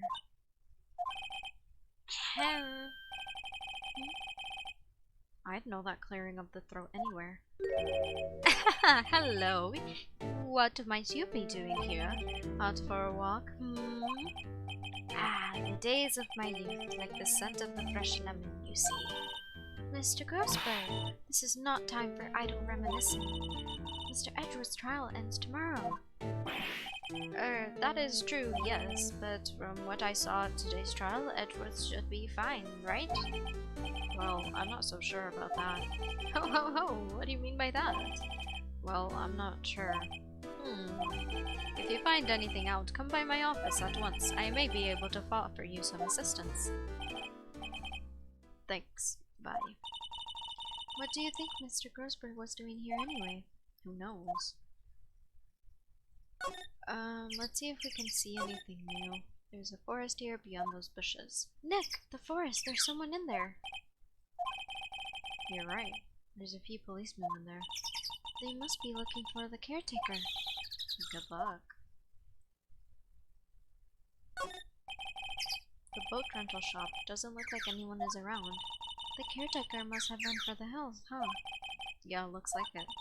He didn't seem like a bad person. It's always the people that don't seem like bad people that are just really good at faking. Makes me upsetty spaghetti. There are some boats floating at the dock. The murder took place in the boat from this dock. No, it didn't. Apparently the police took away the actual boat that was used that night. Indeed, there's space for one more dock. That is incorrect. You know the murder didn't happen there. But whatever. Phoenix, do whatever you need to do. Let's go inside. December 27th, caretaker shack. Nobody's home. Hello, hello, Squawk. Hey, it's Polly. I wonder where your owner's gone, Polly. Hello, hello, Squawk. I can't believe you'd run off and leave his poor parrot to fend for herself. Hello, hello, Squawk. I'm not very good at doing a parrot voice, I'm sorry.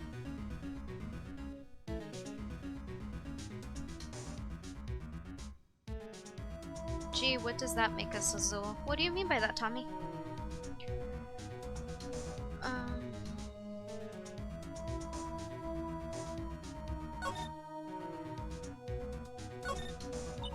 It doesn't look like he used his kitchen much.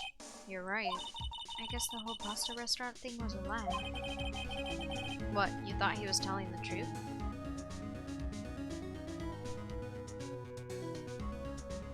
Don't you think we're nice? Yes, you guys are very nice.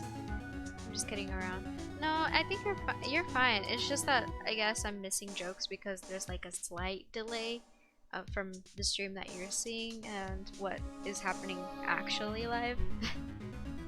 So I don't know what part you were talking about. What, you thought he was telling the truth? And it is indeed the giant parrot. We love the giant parrot. Maybe I should take care of Polly, Nick. You probably shouldn't just kidnap her. The police know about her anyway. I'm sure they'll do something. Well, okay. Sorry, Polly. He says I can't take you. Great, now the bird's going to hate me. Everything's cold. Looks like he didn't turn his heater on. I guess he hasn't been back here since the trial. Say, Nick, don't people usually put pictures of fish on the wall to boast about them? Yeah, I guess so. You mean pictures of fish they caught, right? Right, but don't all the fish on the wall here look really punny to you? Well, you know what they say. You should have seen the one that got away. Except the one that got away from us was the caretaker, and we did see him. Why do I feel like we're having two different conversations here? The safe, you know the password to the safe. That reminds me, Nick. Polly here knows the number to the safe, right? Yeah, that's right. Polly, what's the number to the safe? 1228. Let's open it, Nick. Come on. I'm sure there isn't any money in there. Aww. But hey, he keeps it locked, right? So there must be something of value in there. I'm not so sure. Okay, Nick, let's see what's in there. I guess there might be a clue or two. The only thing in here is a letter. A letter? Aw, boring. There's no name or signature on this thing.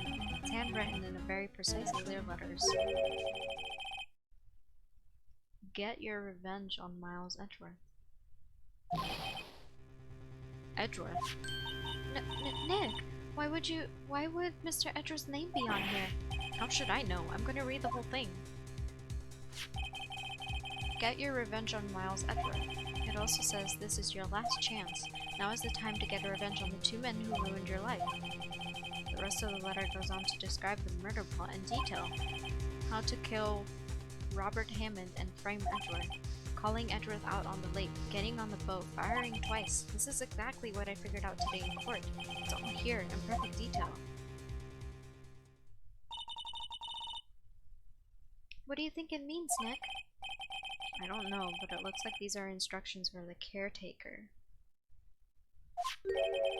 When he killed Robert Hammond and called out Edgeworth, he was following the instructions. But who would have written that letter? And what does it mean to get revenge on Miles Edgeworth?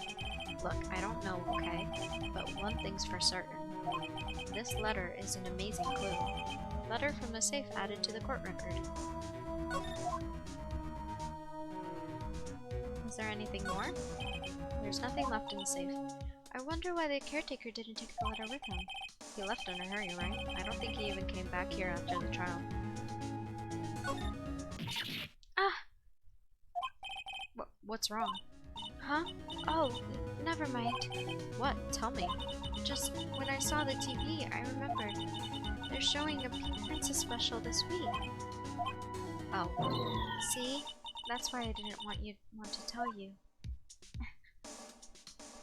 Okay, Maya. That's pretty big evidence, so we have to go... I'm going to talk to... You've never played this game before, but you have story predictions. Go ahead and drop the story predictions. I haven't played this game before either. Or I haven't gotten this far anyways. I've seen other people play it, but beyond. Everything here is new to me.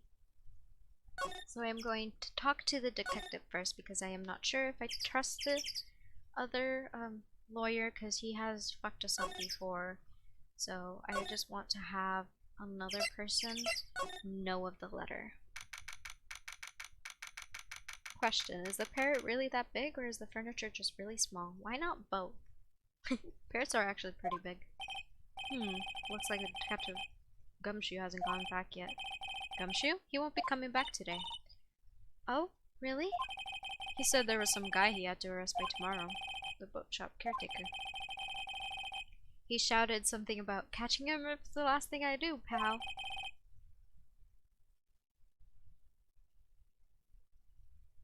Good luck, Gumshoe. Fuck, okay, then I guess I have to go talk to... One day left, Nick. Yeah, I know. Well, no time to waste. Let's get going. I am aware. I just needed to get here so I can go talk to Grossberg. December 27th, Grossberg Law Offices. He's out again. Hey Randor, are you also watching Hossage's stream? If you're watching Hossage's stream, tell him hi for me. He's out again. When does he work anyway? Story twist prediction. Von Karma wrote the instructions and is defending against his own plan. Ooh, Tommy, that sounds like an awesome idea. That's actually... that would be an awesome twist. Now, don't be so harsh. Guess we'll have to come back later. Okay, then what else do I have to do? Ooh, right, we need to show you. Hi, hi baby, I love you, and I have this. Look at this, look at this, look at this, this, look. Look at it. Edgeworth. See this letter? This came out of the safe in the shack where the boat rental caretaker lives. I see. Revenge on me? Who is that old guy anyway? I don't know. Could he be an innocent defendant you got declared guilty or something? Nice, right, but I don't remember that old man. Not at all. So, he was following this letter then? Which means there was someone else behind it. Now is the time to get revenge on the two men who ruined your life. Two men, meaning myself and Robert Hammond? He says hi. Aw, he's a sweetheart.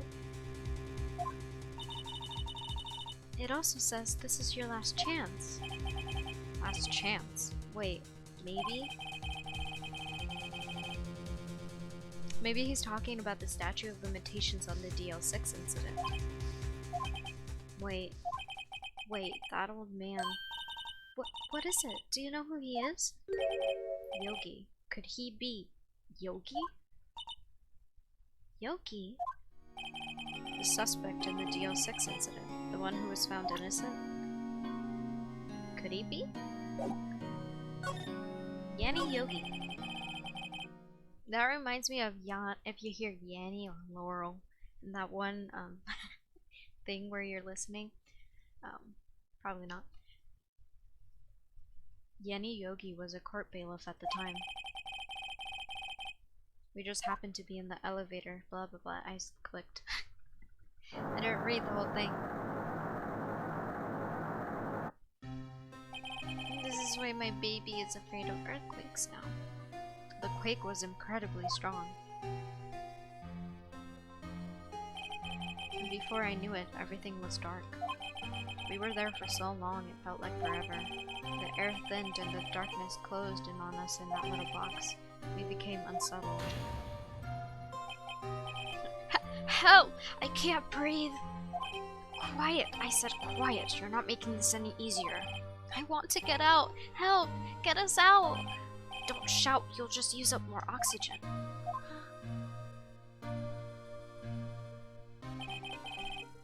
That's all I remembered. When I came to, I was in the hospital bed, staring up at the ceiling. In court, Yanny Yogi's mental condition was called into question. They claimed the oxygen deprivation and stress had cost him temporary insanity.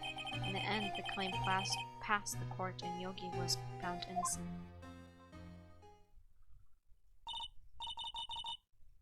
Huh.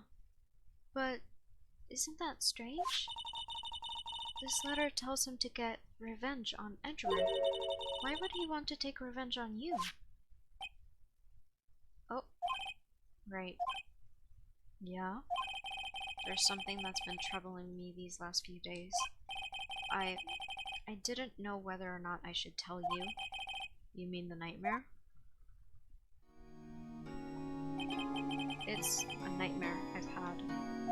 A memory of a crime that I committed. A crime you committed. A memory of a murder. I think the time has come to tell all. Tell us about your nightmare. For the last 15 years, I've had the same dream almost every night. I wake up in fearful sweat every time. What kind of dream? It's a dream about my father's killing, in the dark. Help! I can't breathe! Quiet! I said quiet, so you're not making this any easier. I want to get out! Help! Get us out! Don't shout, you'll just use up more oxygen.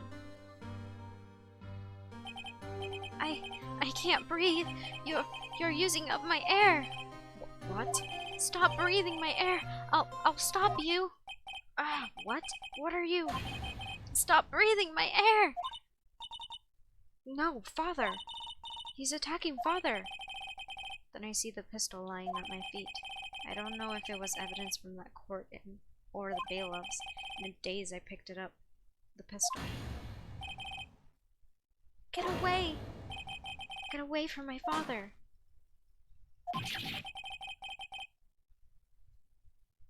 What? And with that scream, I awake. It's a bone-chilling scream. A scream that has rung in my ears for the past 15 years. But that's just a dream, right? Right? That thought is the only thing that has kept me sane for the last 15 years. But what if I'm wrong? What if it's real? They say that sometimes people shut out memories in self-defense. Maybe it was I who killed my father. What? If you think about it that way, this letter makes sense. Get your revenge on Miles Edgeworth. Think about it. Yogi was really innocent. That's why he wanted revenge against me. Wait, Edgeworth, you mean it was me? I was the true criminal of DL6. I shot my father. This is bad. What are we going to do, Nick? What can we do? I don't know. I don't think there is anything we can do, like it or not. If there's someone else who knows a lot about the DL6 incident, maybe. Huh? There is, Nick. There is someone else who knows about DL6. Oh, let's see if he's there. We gotta go talk to Grossberg. You better be there, you fucker. December 27th, Grossberg's law offices. Mr. Grossberg. Ah, hello there. What's wrong? You look troubled. No kidding. I can't believe you're not. My. Just calm down and tell me what's happening. It's Mr. Edgeworth. He... That was a terrible sob. I see. So Edgeworth dreamt he shot his own father? It's only a dream. Only a dream. I wonder. What? If that's the case, then why don't you two look so troubled, Well... Also, considering this, Yogi quite certainly holds a deep grudge against Miles Edgeworth. So deep he'd want to frame him for murder. Why does he have a grudge towards Miles? He got off innocent. This leads me to surmise that Mr. Edgeworth's dream was not a dream, it was real, as you imagined. Miles Edgeworth threw the pistol to save his father. The pistol fired, and the deed was done. No, I don't believe it. Yogi was suspected of murder, and his career as a bailiff was irrevocably wrecked. Thus, he sought revenge on Miles Edgeworth.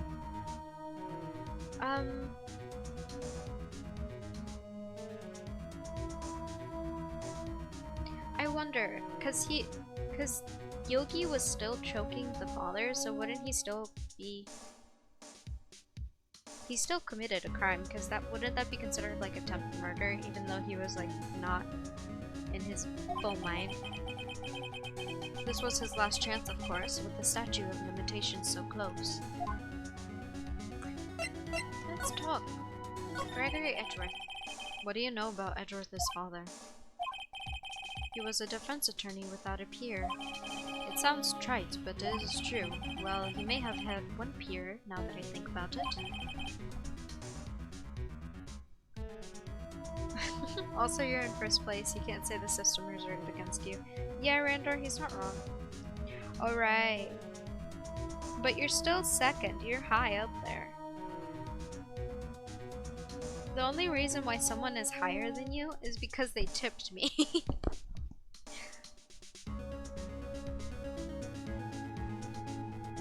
You missed it, Tommy, because it was during my Outer Wilds stream. An anonymous person tipped me 20 bucks. And so they have like really high points. They have like 4,000 or something. I don't know what position Livy is in.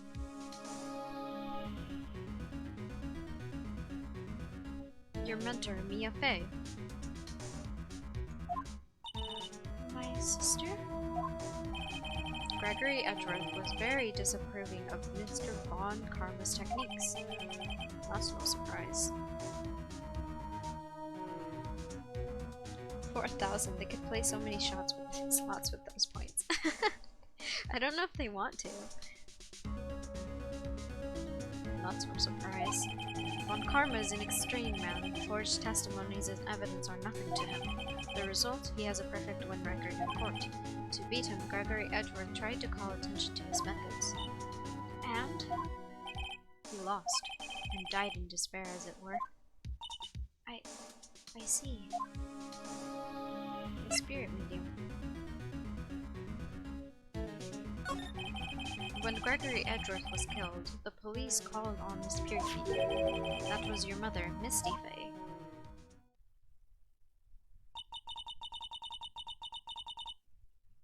I am Gregory Edgeworth. I have been killed. Oh! Oh shit! Oh my god!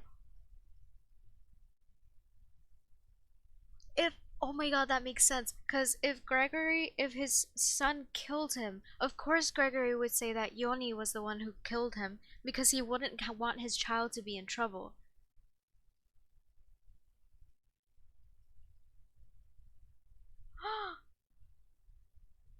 Everything is linking. Everything is making sense. Oh, okay. The one who shot me was the bailiff, Yanni Yogi. Yet Yogi was found innocent. That's when my mother left us. Everyone called her a fraud. She's not a fraud, it's just that the ghost lied to you. That's right, everyone thought she was, you see. Yet, now that I think about it, it seems the one who lied was Gregory Edgeworth's ghost. I was right! Oh my goodness, I'm a genius. No, I'm not. Gregory Edgeworth must have known who shot him. I don't believe it. So you're saying he falsified his testimony? That Edgeworth's dad lied to protect his son? It's only a possibility, mind you, but a possibility nonetheless. Well, yeah. I don't know if I can present anything else. Does that mean Miles is still gonna go to prison? I don't want Miles to go to prison. First of all, it was in self-defense, kind of. No, I don't know if that would count as self-defense. Plus, his intention was not to kill, so maybe it would be like third-degree murder? If I remember correctly what that means. But, let's go to the detention center. Present. Did I get anything from him? No. Okay. Let's go to... Oh shit, well now I don't know where to go. Do I have to keep talking to him? Did I forget to tell him something actually? Not what I meant to do.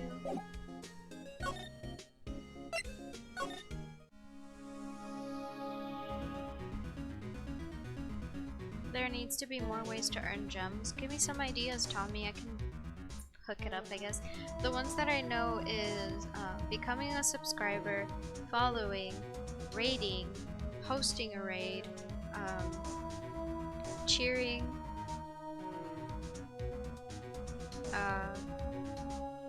the games.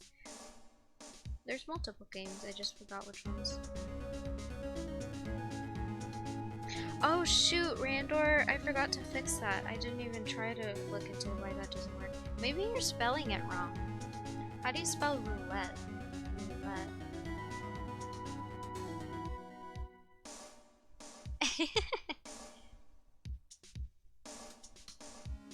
No, you spelled it right. Maybe it's...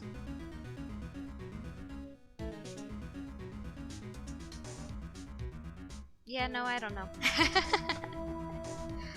Can I talk to you about anything else? No, I cannot.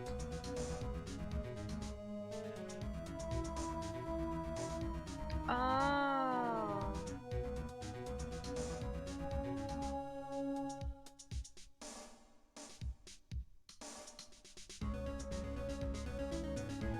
I mean, you kinda got it. I don't know what you did wrong though.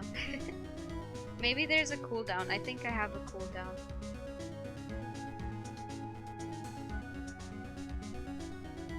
Maybe wait a bit and try again. I think I have a cooldown, I just forgot how long. It's probably like 10 seconds or something. I don't know what else can I present to you.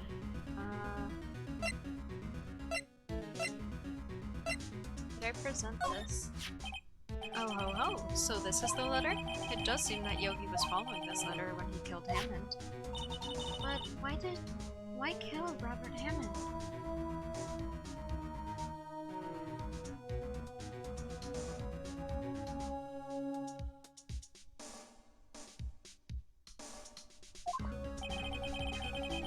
Hammond was a skilled defense attorney, but he defended clients not for their sake, but for his own. Huh? His own sake? He never trusted his clients, that one. The only thing he trusted was his own ability. But he got his client found innocent, so why should it matter? Actually, my dear, it's quite different. He won that innocent verdict for no one but himself. Yogi was a free man, but socially, he was ruined. Huh? You'll understand soon enough. Wait. What is it? This letter. I've seen this handwriting somewhere before. A long time ago. Whose handwriting was this? Do you have any idea who wrote this? Oh! Hey Tommy! We can try! We can try your- oh my god, Tommy, you might have been right, actually. I am going to be so impressed if your theory is actually correct. So, let's try this. Could it be Manfred von Karma? Von Karma? Why would he have something to do with this? Well, I'm not sure. Von Karma, Von Karma. Wait! You're right, my boy. Tommy! My man! You are a fucking genius!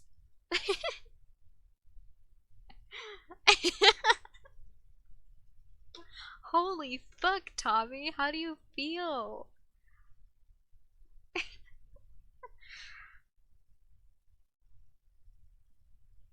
That was awesome. I feel like you deserve gems for that. Let me try and figure out how to give you gems. Give Tommy.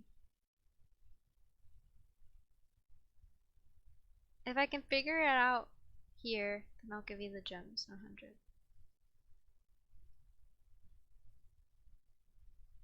It didn't work. Give points?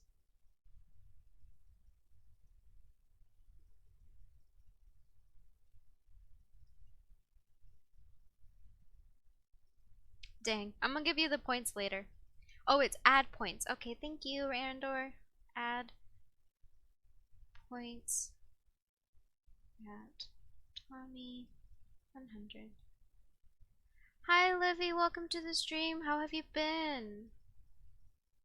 Why was Tommy's shadow not found? What kind of bullshit is that? Omit the at sign. Oh, okay, okay. Add points. Tommy shadow 100. Oh! Thank you, Tommy. Hi, Potato. I think this...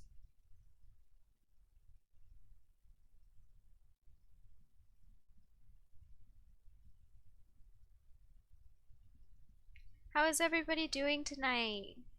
Now that we have 2 more people joining the chat. Wait, you're right, my boy. This is Von Karma's handwriting. I'm sure of it.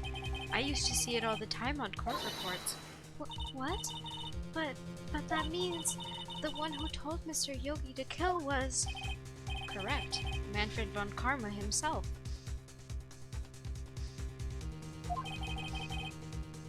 What does this mean then? Why would von Karma want to frame Edgeworth?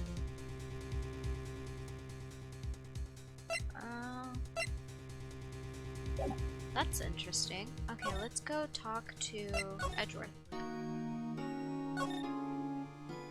Can I tell him? Let's present it again. Maybe we can talk about the fact that it's the other person's. Ah, it's all the same shit. We'll skip it. Cause we already saw that.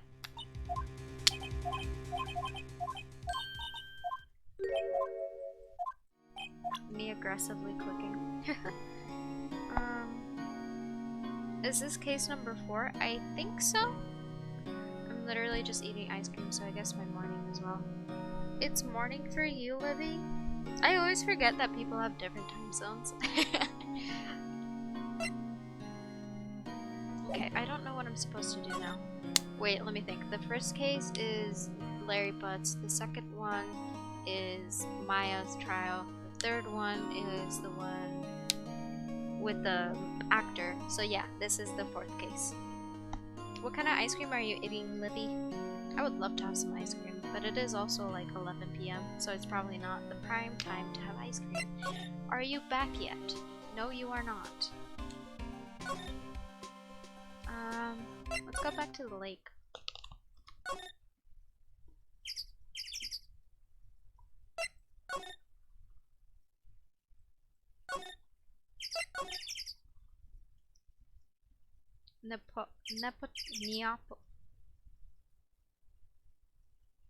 How do you say that?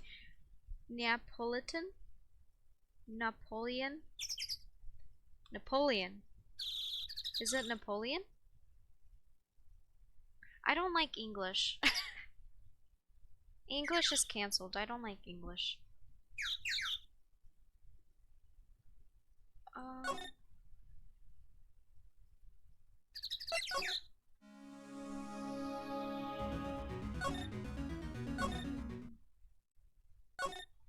Is it like Minneapolis? Is it like Minneapolis?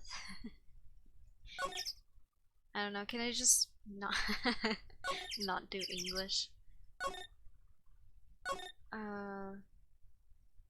Do I have to tell him something else? Did I miss something? No.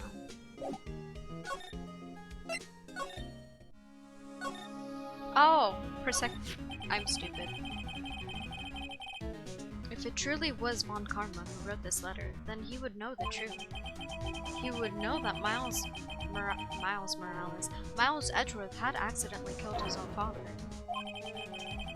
He'll say as much tomorrow in court, I think. I should think. He'll press the point until the court finds Miles Edgeworth guilty. Oh no. But how could Von Karma know about Mr. Edgeworth's past like that? I bet Mr. Edgeworth. He trusts him, doesn't he? Wouldn't he just have told him passively? Just be like, yeah, here's my trauma. You're like my next dad figure, my father figure, so I'm gonna just tell you all my trauma. Even Mr. Edgeworth thought it was just a nightmare. That I do not know. Yet, I do know that Von Karma is both persistent and a perfectionist. He may be seeking to satisfy a grudge against Gregory Edgeworth by hurting his son. What do you mean? It was 15 years ago. Von Karma met Gregory Edgeworth in court, and Von Karma did win. But he didn't make it through the trial unscarred. Gregory versus Manfred. What happened in the trial between Edgeworth's dad and Von Karma? Von Karma got the guilty verdict he wanted. He won the trial, but Gregory Edgeworth accused Von Karma of faulty evidence. And though he lost the trial, Mr. Edgeworth's accusations stood. Faulty evidence? It was the only penalty Von Karma had ever received in his career as a prosecutor. Gregory Edgeworth dealt a blow to his perfect trial record. Wow! It must have been quite a shock for Von Karma. He took a vacation for several months after that, you see. A vacation? Yes, an unusual event for the man. That was the first and the last vacation he'd taken in many years of prosecuting. Really? He doesn't take vacations? Like, go to the sea or go to the mountains? Don't tell me he's never been to Europe. You have strange ideas about vacations, Maya. In any case, that was the only time he took a vacation from work. I believe the penalty upset him quite a bit. Odd. If he wanted to keep a perfect record so badly, why would he take such a long vacation? What do you think, Nick? Von Karma is going to bring up DL6, you could bet on it. What if Mr. Edgeworth pleads guilty to DL6? I won't let him. Yes, Mr. Wright. I hate to say this, but even accidental murder is murder, you know. I know that. I just believe in Edgeworth's innocence. I can't believe he'd kill someone. But Nick, Mr. Edgeworth admitted it himself. His father must have lied to protect him from beyond the grave. I don't care. I know he's not guilty. Mr. Wright, if you say so, I suppose I could go check again. The police files might hold something of interest. Mr. Grossberg, thank you. I can't promise anything. In fact, I think the chances of finding something are slim. I understand. The police materials. Okay, can I now go talk to the beautiful Mr. Edgeworth? No, I cannot. Do I have any new evidence? No, I do not. Okay. Then, is he back yet? There's hardly anyone here. Everyone must be out looking for the old guy, Yogi. Ah, it's you. I don't think Gumshoe will be back today. He's staying out late looking for someone. Sounds like Detective Gumshoe is pounding the pavement for real. We were wondering if we could check out the records room again?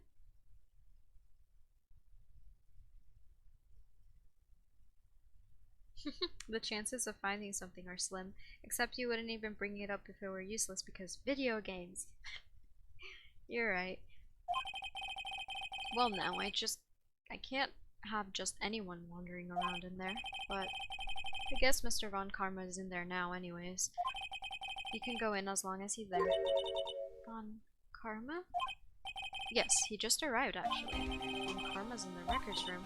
Nick, let's hurry! Oh shit. Records room. Hi, Mr. Von Karma. What are you up to? It's so awkward to see you here. Dusty as always. We were only here just yesterday. I'm sure they just haven't had time to clean. What's wrong, Nick? Nothing. I was just noticing that he isn't here. Von Karma. Oh, that is suspicious, actually. Oh, never mind, sorry. Oh, but that's open. That's suspicious. I don't remember that being open last time. Huh? One of the drawers here is open. Someone must have been looking in it recently. The labels say unsolved cases, evidence. Unsolved cases. Nick!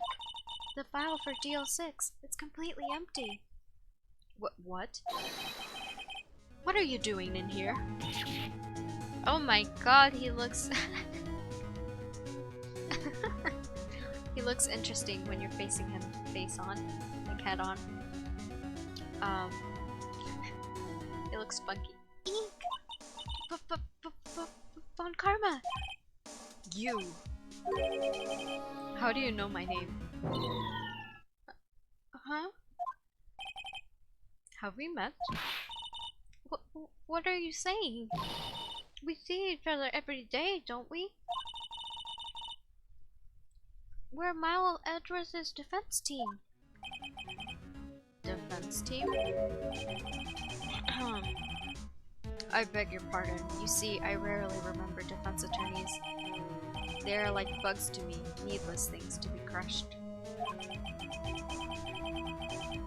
I can see how this guy was Edgeworth's mentor. Can we talk to you? Mr. Edgeworth is your student, right? A romanticist who still can't shed that veneer of amateurism. Just like his father, always second rate. You're such a dick. Mr. Von Karma. You had an axe to grind with Mr. Gregory Edgeworth, didn't you? Me? A grudge against a mere defense attorney? Why?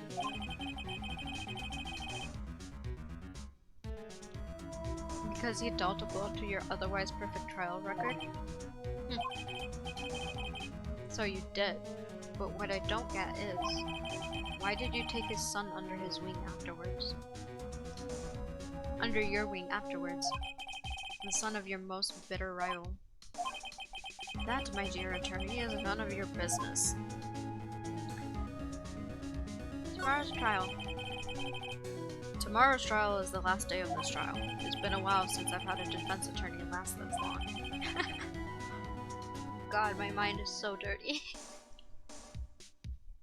Still, you will lose in the end. Miles Edgeworth will admit his own guilt. His guilt of 15 years ago, you mean? You're quite the researcher. If you've done your homework so well, then certainly you must understand. You know what Miles Edgeworth will tell the court tomorrow. You're right. So Von Karma is going to bring up the DL6 in court tomorrow.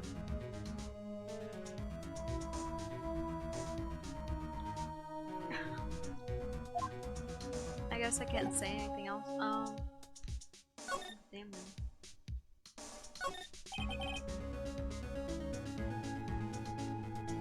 Here are files of collected case reports. There's quite a large volume of reports here. Wow, these are all case reports? Yeah, it's like a graveyard of police cases. I guess my sister's case report is in here too, quietly gathering dust. That's a sad way to look at it.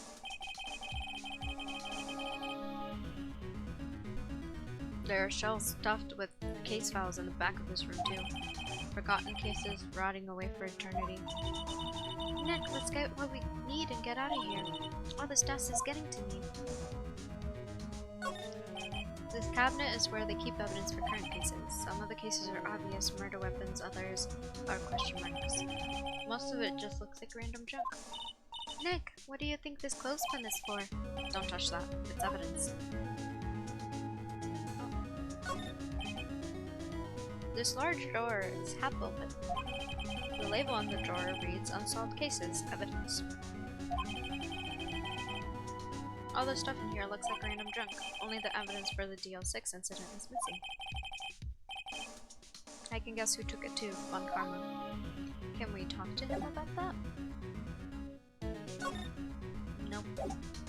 Should we present the letter to him?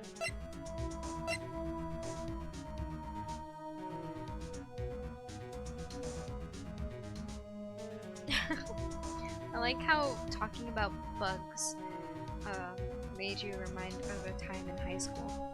We had this really eccentric science teacher who had interesting ideas. Our science teacher had this idea that we could do for this bake cell, but the bake cell was all foods with insects in them because if you eat some insects, they're actually healthy for you. So our school had this bake cell with crickets and Rice Krispie squares. Crickets in yellow. Just crickets. Plain crickets. I mean, that sounds interesting. Let's present.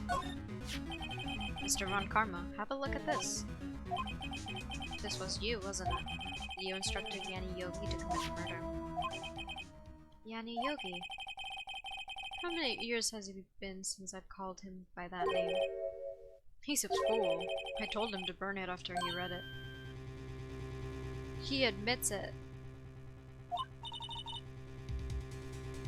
So you admit it?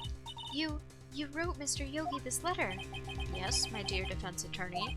Thank you for taking the trouble to bring it to me. You saved me a lot of needless hassle. What? Nick, what is that thing?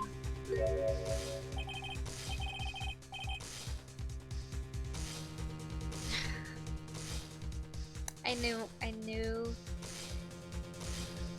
knew I shouldn't have showed it to him. Fuck, okay. Indeed.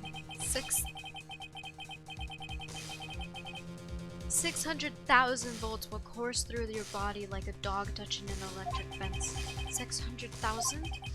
Oh, don't worry. People don't die from it. Usually.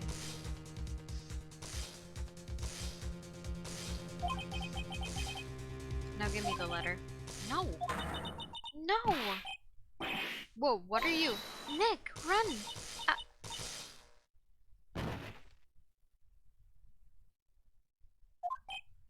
Maya! Out of my way! Wow! Did I fuck up? I think I fucked up, guys.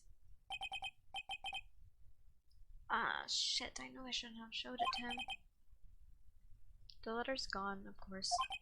And you took the DL6 evidence, all of it. Back to having no clues. Wait, Maya jumped first. Maya, is she okay? Maya! Maya, open your eyes. Maya! The letter! Did he take it? Huh? Oh, yeah. Are you okay? I couldn't stop him. I jumped as fast as I could, but one shot from that thing knocked me out cold. I'm useless.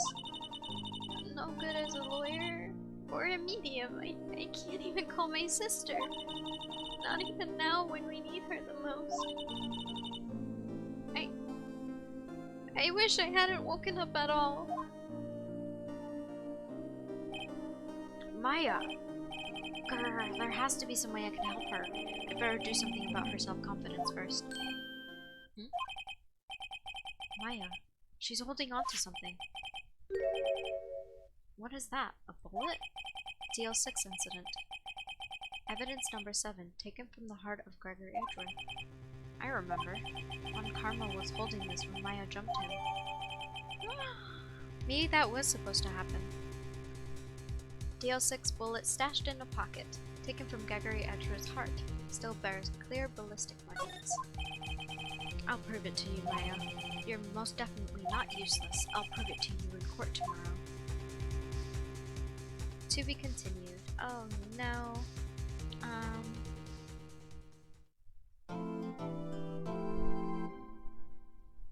Well, I mean, I suppose that was supposed to happen, which makes me feel a little better. Save progress? Yes.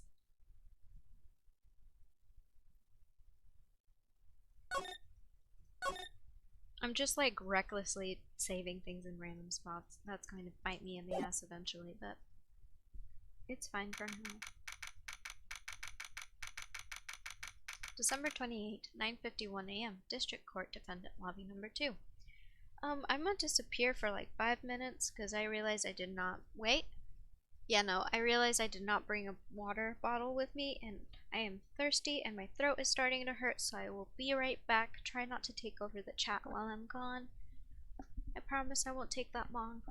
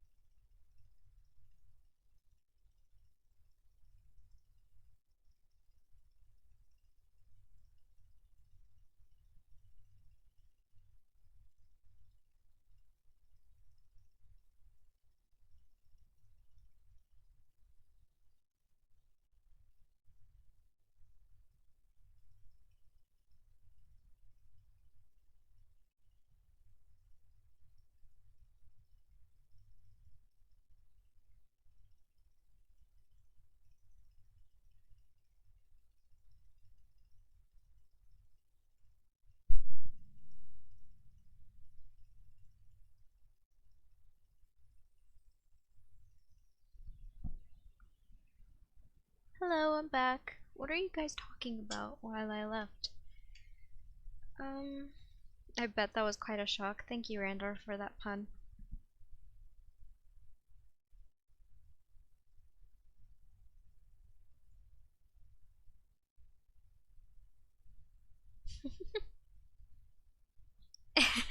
Okay, let's start. I got not one, but 2 water bottles, so I am highly prepared. And congrats on that catch, Randor. I'm proud of you. Oh!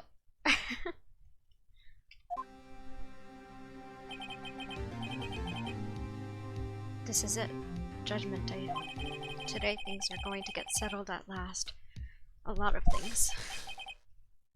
Whoa. Are they traumatized now?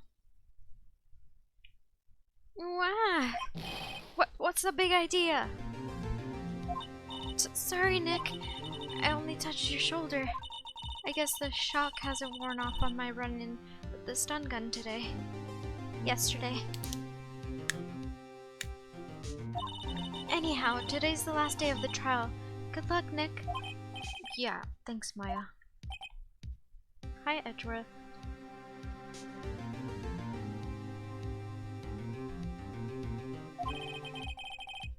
Edgeworth is looking glum as always. I hope Phone Carmen doesn't push him too hard. Whoa! What are you doing? Sorry, I'm sorry. I just thought I'd cheer you up with a pat on the back. Anyways, maybe you should go outside and discharge? Right, good idea. Try not to electrocute anyone on your way out. Whoa, pal! Hi, Detective Gumshoe. What's gotten into that girl? Detective Gumshoe. Morning, Edward. Good morning. How did it go, Detective? Have no fear. As promised, I captured our runaway caretaker. I just brought him in. Took all night, pal. Thanks, Detective Gumshoe. You must be tired. Actually, after that shock I got on the way in, I feel pretty good. Yogi says he's forgotten his own name. But that has to be a lie. Oh! Thank you, your babe Lex, for rating me. I really appreciate it. What were you guys playing?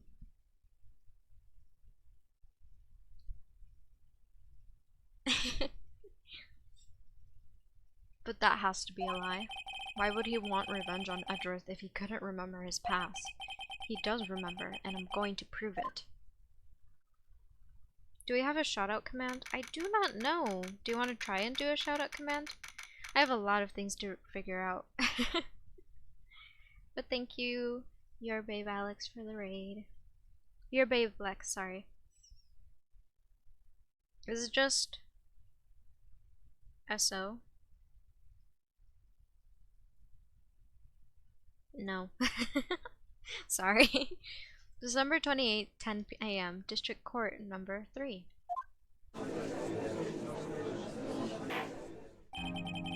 Court is now in session for the trial of Miles Edgeworth. The defense is ready, Your Honor. The prosecution is ready. Right away.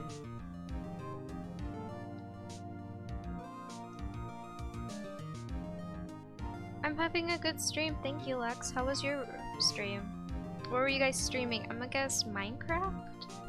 But I don't know if you play other stuff besides Minecraft. Right. Very well. We have reached the final day of our proceedings in this trial. I ask that your prosecution submit decisive evidence. Understood.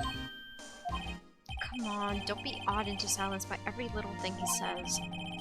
Very well, Mr. Von Karma, your opening statement. Right. Thanks to Detective Gumshoe's efforts, the boat rental shop caretaker has been arrested. In yesterday's trial, the defense asserted that the caretaker was the murderer. However, the caretaker has yet to confirm this. I would like to ask the defense to cross-examine him as much as necessary. Very well. You actually played Spooky's Jump Scare Mansion for about an hour and nearly had a heart attack. It was fun though, I'd never played it before. Oh, Spooky's Jump Scare Mansion? Is that like a...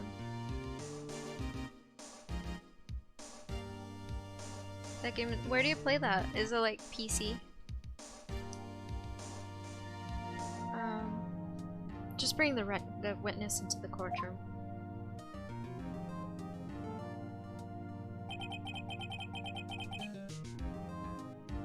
That game is pretty good. Spooky's House of Jump Scares.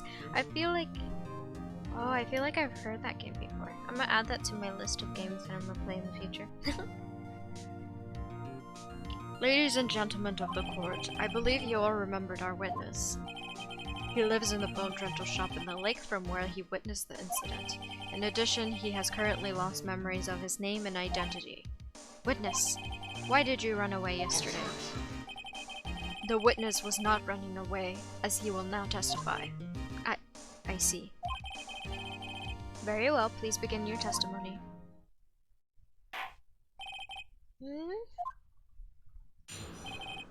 Why I left court. I'm really sorry about leaving yesterday like I did, but I wasn't running away or nothing. I went to buy some food for Polly, see? I figured I got nothing to do with this incident anyhow. I mean, I'd need one of those motive things, right? But I don't got one, so my testimony yesterday stands as it is.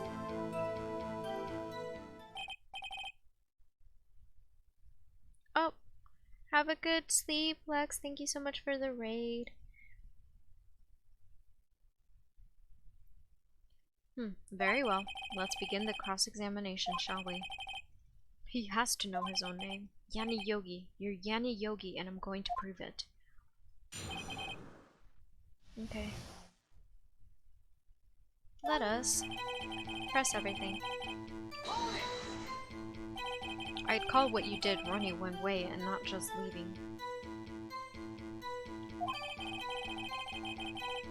You heard Larry's testimony and realized you were in danger. Now, Mr. Wright, there's no need to rush to conclusions. As I said, the witness was not running away. Listen to the testimony. He sure seems relaxed. In fact, they both do, on Karma and Yani Yogi. Why were you awake at 3 a.m., Libby? Do I need to have a lecture about why you guys should be sleeping? And I'm proud of you, Randor. You didn't get called out by Nightbot. But I wasn't running away or nothing. Then why did you leave? He's just about to say why. Is it so hard for you to just quietly listen when someone is talking? If I sat quietly, Edgeworth would be guilty in 3 minutes. I went to buy some food for Polly, see?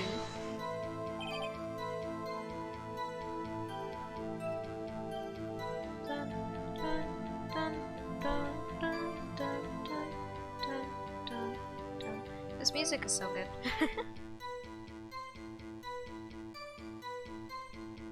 Food? Well, Polly is a bit of a gourmand, you see. She only eats these high-quality bird pellets from France. They only have them in a big pet shop downtown. But you weren't arrested until this morning. Why didn't you go back to the caretaker's shop? Well, I kind of got lost, you see.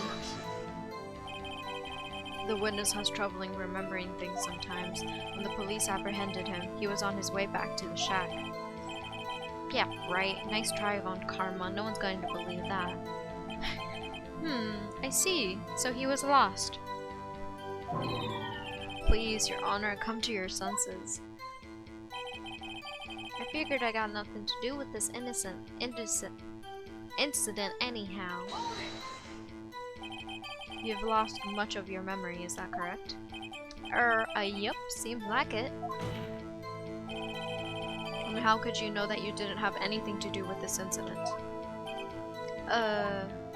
Or maybe you're lying about not having your memory. You know exactly who you are.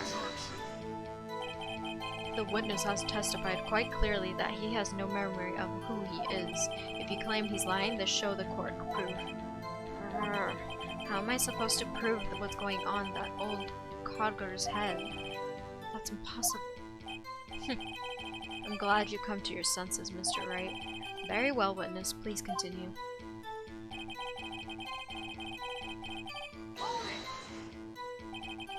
How could you say you had no motive? I say you do. You had a grudge against Edgeworth and the victim, Robert Hammond. That's why you took revenge on them, right? Please don't make me repeat myself, Mr. Wright. This witness has no memory of anything beyond several years ago. He can't hold a grudge. It's impossible. I have to prove he's lying about his memory. Otherwise, it's going to be the same thing over and over again until the trial ends. Might I say something, Mr. Wright? Yes. Yes, Your Honor? You've been saying the same thing now over and over. You've been calling the witness's memory of the past or lack therefore into question, but does this really have anything to do with the current case?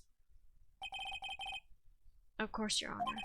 The witness has said he has nothing to do with this case and no motive. Both of these statements are lies. Order, order. Mr. Wright, there is a serious problem with your claim. Or are you saying you know who this witness is? Of course, Your Honor. Oh, now this is interesting. I would like to know myself. So, who is he? Don't play dumb about Karma. Mr. Wright, please tell us the witness's name. His name is Yani Yogi, a former court bailiff. Yogi? That name seems familiar. Oh, Yani Yogi from the DL6 incident? I figures the judge would have heard of it. It was such a famous case. But what does this mean? Your Honor, if this man is Mr. Yogi, then he has a clear motive. Tisk, tisk, tisk. Jumping to conclusions again, Mr. Wright. This man, this witness, is Yanni Yogi? Fascinating. However, how do you propose to prove this to the court? This is a court of law, as you may recall. You need proof. And allow me to repeat one more time that the witness has lost his memory. This is it. I have to do this now. If I can't prove he's Yogi right here, right now, then I've got nowhere else to go. Nick, how are you going to prove it? How are you going to prove that he's Yanni Yogi? It's okay. It's actually quite simple. Your Honor, please take this man's fingerprints. Yeah, I was about to say, why have you not taken this man's fingerprints this whole time? Then we'll compare them to the fingerprints on file for Yanni Yogi 15 years ago. I see. That makes sense. Tisk, tisk, tisk. Huh? I'm so very, very sorry, Mr. Wright. Why? The witness has no fingerprints. What? What? No fingerprints? You see, before I worked as a car caretaker, I worked at a chemical plant. I burned my fingers working with that stuff. Yep. What? Yogi, you sneak. You burned your fingerprints off to hide your past. Well, if the witness has no fingerprints, I guess we will not be able to prove his identity. No. Tisk, tisk, tisk. Well, what will you do now, Mr. Wright? It seems that the case has been decided, no? No. I know what happened. I know everything. I just can't prove it. But no, I can't let it end like this. I can't lose. There has to be another way. There is no one who can testify as to who this witness is. No one. Nick, what are we going to do? I didn't even consider that he might have erased his fingerprints. What do I do? Tisk, tisk, tisk. Well, Mr. Wright? Toe fingerprints. Good idea, Randor. Perhaps you'd like to cross-examine his parrot for a little comic relief? Yeah, very funny. You're a sore loser. You're a sore winner, Von Karma.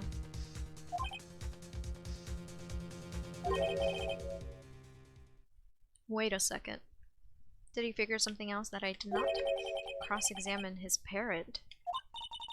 What is it, Nick? No, you're not going to... You're... Oh my god, he has like... Your Honor.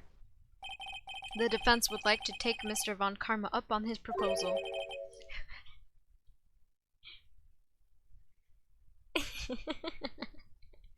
Take Mr. Von Karma up on my proposal? Exactly, Your Honor. I would like to cross-examine the witness's pet parrot. I mean... sure. We'll see how that goes.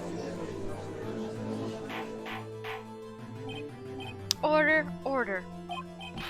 Well, what do you think, Mr. Von Karma?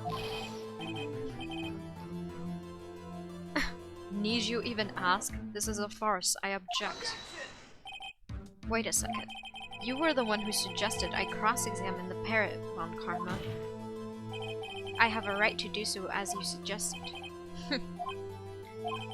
Well, if you're so desperate, then please be my guest. Of course, should you not go through with this, and nothing comes out of it, then I hope you're ready for the consequences. Nick, this is crazy.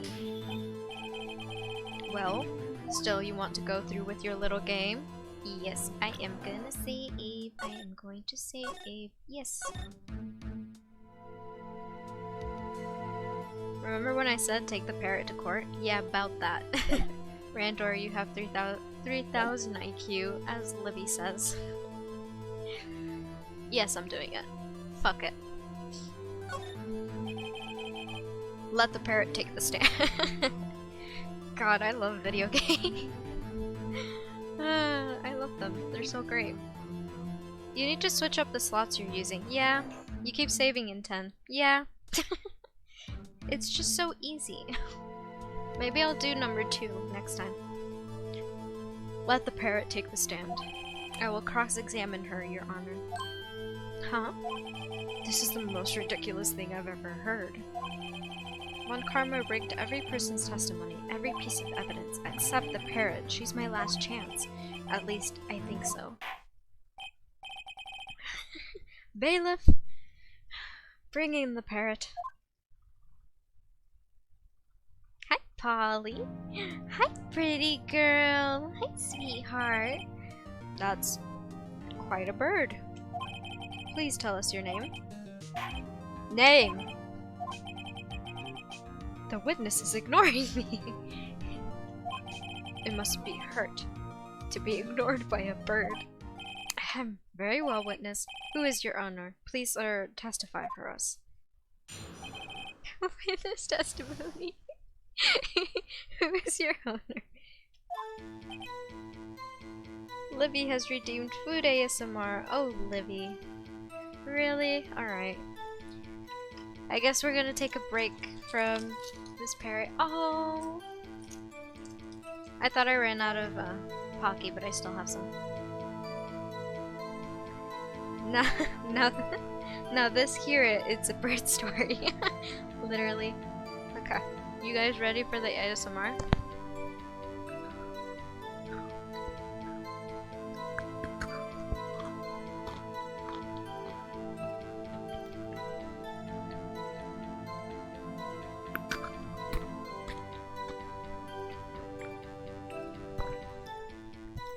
I hope you're enjoying this, Libby. You chose this. You chose your fate.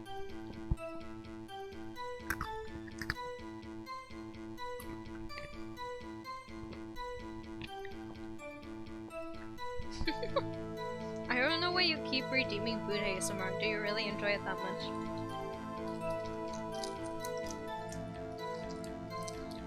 I have one more piece of Pocky, so this is the last food ASMR I can do today anyways.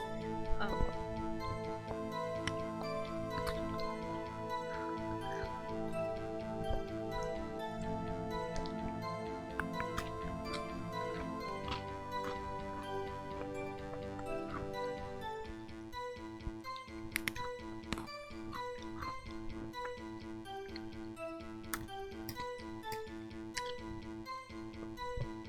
There you go. That was your food ASMR. I hope you enjoyed. You always gotta have your food ASMR stash. Yeah, I ran out of my stash. Hello, Squawk.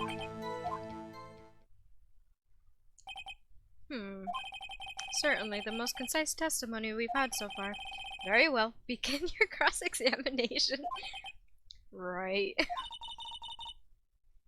What are you going to do, Nick? I don't know. What do we do, Maya? Who is your owner? Hello, Squawk. Press.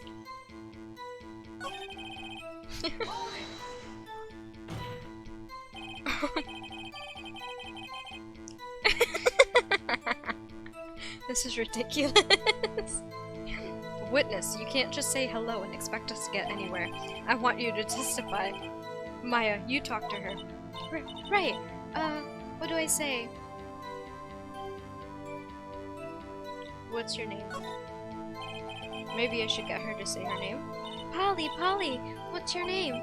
Polly, Squawk. Mr. Wright, I think we've established that this parrot is named Polly. Does this have anything to do with her owner's identity?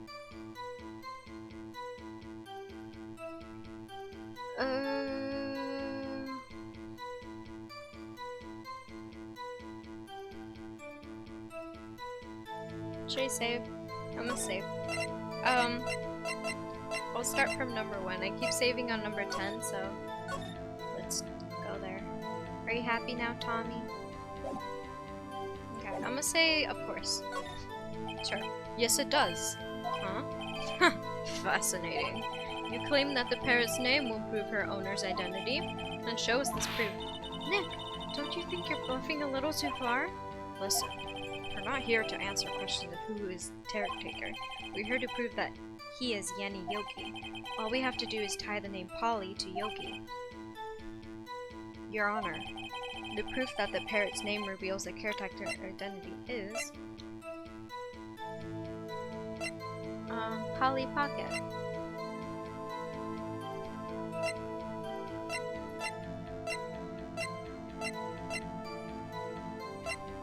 I don't know.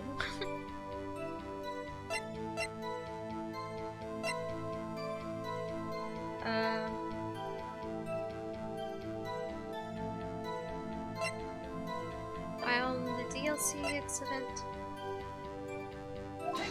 I don't know. Mr. Wright, I had hoped you would have learned this by now.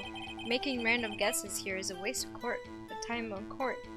I am aware, I just don't know what to say. Uh-oh, wrong again. That is all. Witness, continue your testimony.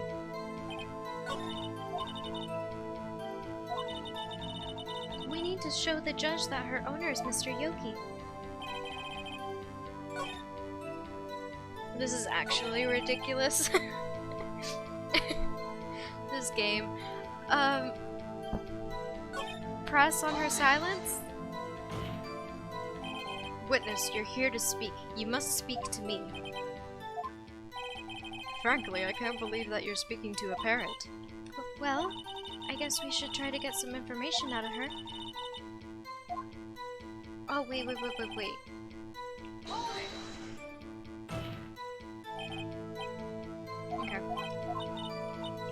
What do I say? Have we forgotten something? As I recall, 2 days ago. Polly, have we forgotten something? Squawk! Don't forget DL6, squawk! I don't even remember that. If I can get Polly to say that here, that will prove that the caretaker had something to do with DL6. Polly, have we forgotten something? Hello, squawk! That's not what you're supposed to say. Forgot something. We forgot. Hello, squawk! Oh, it's not working, Nick. She won't say it. This is ridiculous. Why won't she say it? Tisk. Something the matter, Mr. Wright? Wait. Don't tell me Von Karma expected this. He couldn't have retrained the parrot, could he? Did he retrain her not to respond when asked if he'd forgotten something?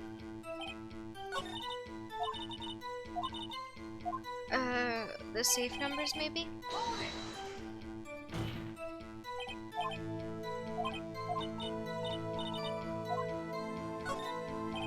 Maybe I'll get her to say the number of the safe. Huh? Safe? Why? Let's just try to get her to say anything, okay? Polly, what was the name of the safe in the shack? 1228, 1228. My, what a reckless parrot. Well, Mr. Wright, you aren't claiming that this number has something to do with the caretaker. Actually, it does. That's what I had her say it. Ha! Ridiculous. How can the number to a safe tell us who the caretaker is? Show us your proof. What could possibly link this number to the caretaker's true identity? I don't fucking know.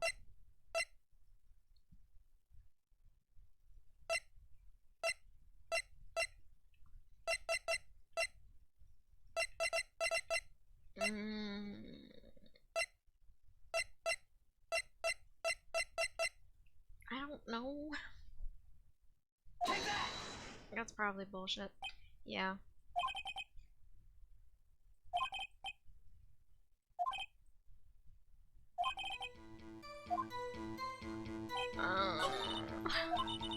I really don't know what I'm supposed to do.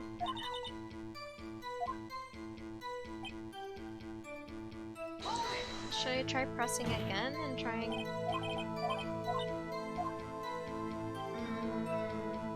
try this again. Is 1,228 a date or something? We can try. Let's see.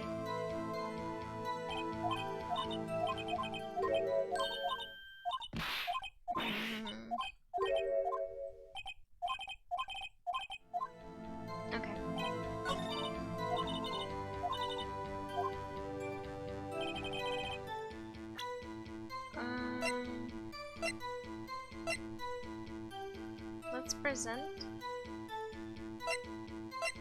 Will she recognize?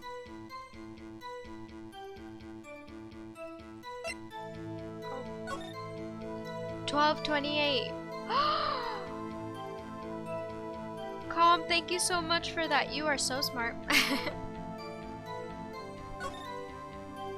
Okay.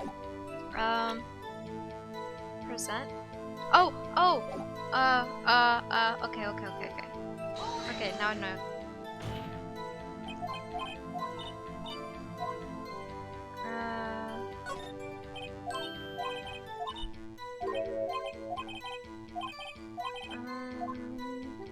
Actually it does. Okay, let's pretend I knew that this whole time. Thank you, Calm. The DL6 file? What is this obsession you have with that case? Mr. Wright, where in this file is something related to the safe number? The case summary? It's on the case summary page. The case summary? Specifically, the date on which DL6 incident occurred. The date of the incident? December 28th? Why, that's today's date, 15 years ago. And the number on that safe is 1228. Ah! He used the date of the DL6 incident as the number of his safe, Your Honor. That's how important that date was for him. I see. It certainly is an interesting coincidence. People often do set their secret numbers to dates. Bah, this is not tangible proof. I set my NTM card to 0001 because I'm a number 1. This has nothing to do with a date. Nothing. Indeed. Alone it is a little weak of evidence in a murder trial. We would need some other corroborating evidence. Where am I going to find that? Nick, getting closer. One more, if we can just find one more piece of evidence. Right, but what? Very well, witness. You may continue. Maybe I should read it again. Is there something about someone named Polly? Air in elevator was oxygen depleted at the incident, no clues on the scene. Gregory Edgeworth, Miles Edgeworth, age 9th, one bullet found in the heart. The murder weapon was fired twice. Court bailiff trapped in the elevator. Oh my goodness! Court bailiff trapped in the elevator with Edgeworth's. Memory lost due to oxygen deprivation. After his arrest, fiancée Polly Jenkins committed suicide. Okay.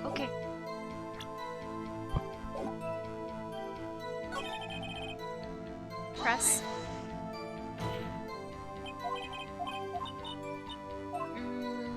What's your name? Of course.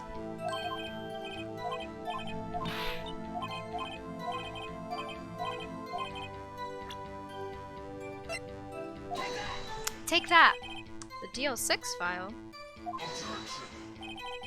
That is quite a large file you have there.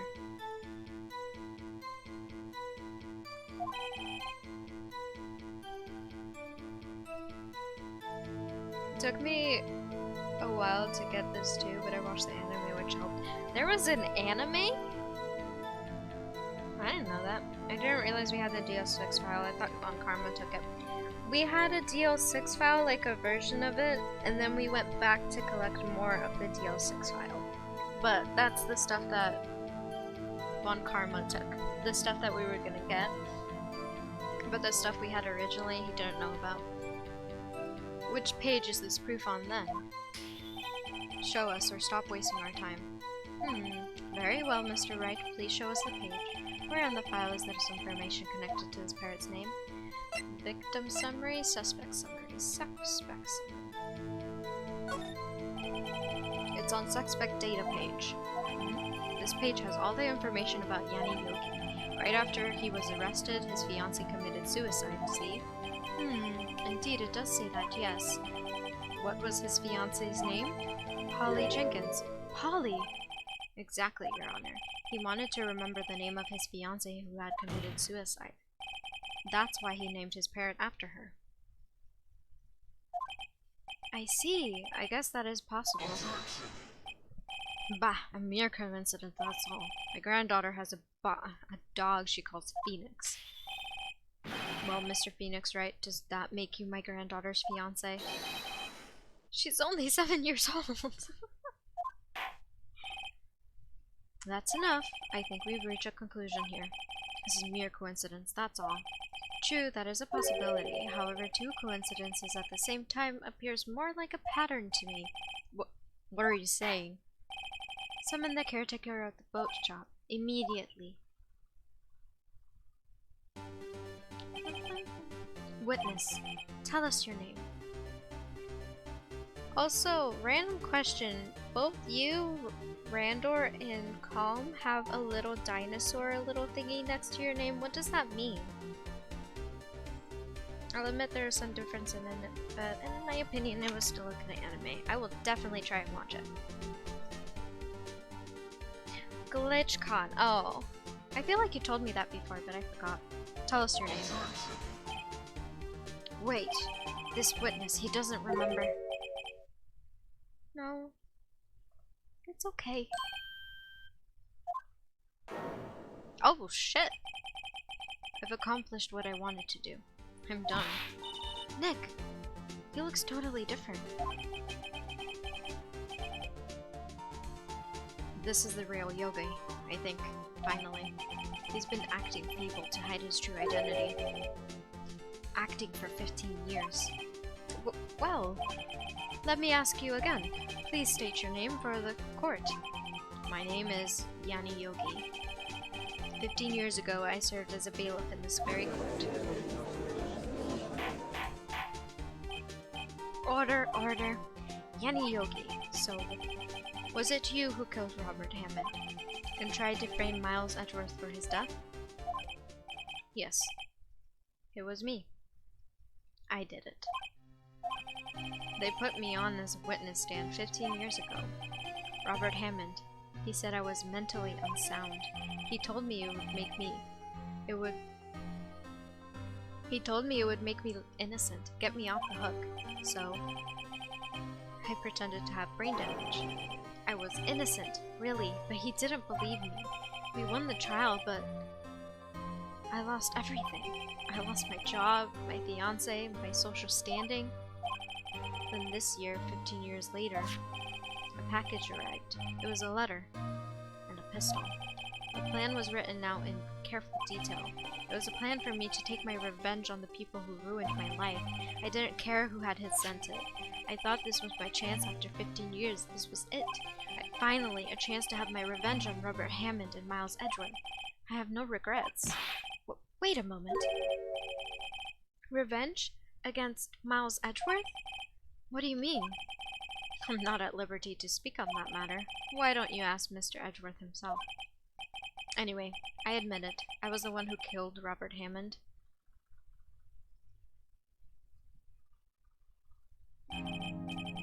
Von Karma, where is Mr. Yogi? Under arrest, Your Honor. I saw no room for error in his confession. Then, the defendant, Mr. Miles Edgeworth, is innocent, in this case, at least. Very well. Will the defendant please take the stand? There are a few mysteries left unsolved. Still, you are cleared of suspicion for this particular case, so I would like to pass judgment to the murder of Mr. Robert Hammond. Any objections? I don't believe it.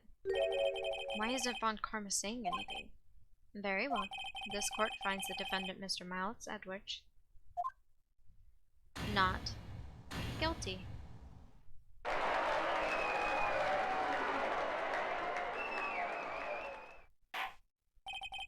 That is all. The court is adjourned. Objection! Who talked? Was it Miles? Miles, don't do this. Babe, please. Did someone just say objection? It wasn't Von Karma? Wait, but that means... No. Edgeworth. I love you, but why are you like this? Edgeworth? Your Honor, I object to your judgment. What do you mean? Not innocent at all. As we have heard, Yanni Yogi killed Robert Hammond in revenge. But revenge for what? Nick, Edgeworth is trying to confess. He's going to say he's guilty. He's going to tell them he was a murderer in the DL6 incident. He's going to tell them he killed his own dad. Uh-oh, what should I do?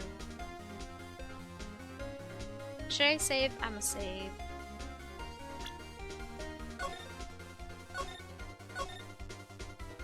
Just gonna casually save. I feel like if I object, he's still gonna fight it. So either way, it's gonna be the same result. He's still gonna admit. So maybe I should support him and leave it to him. Yeah, I didn't do it on slot 10. I did it on slot 2. Leave it to him. No. I'm sure Edward thought about this one long and hard. This isn't my place to interfere. Exactly. Nick, are you sure? There's nothing we can do about it. This is his problem now.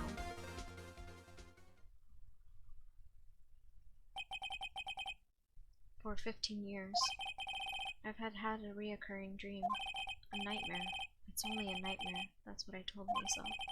But now I know it wasn't a dream. Yanni Yogi wasn't the killer. You mean in the incident where your father died? From the distance of the shot, it wasn't a suicide either. Everything was as clear as day. The murderer. The criminal in the DL6 incident. It was me.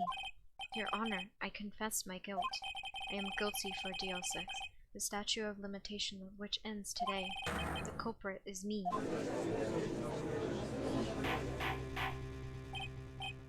Order, order. This is certainly unexpected. The defendant declared innocent is confessing to a different crime, a crime for which the statute of limitation runs out today. I'm not really sure how to deal with this. Bah, it's obvious. We hold a trial right here, right now. We try this man for his crime of 15 years ago.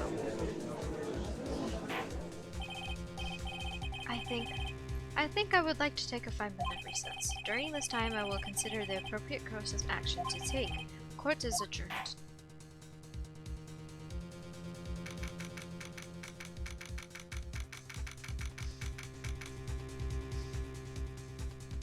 December 28th, 2:24 p.m. District Court Defendant Lobby Number 2.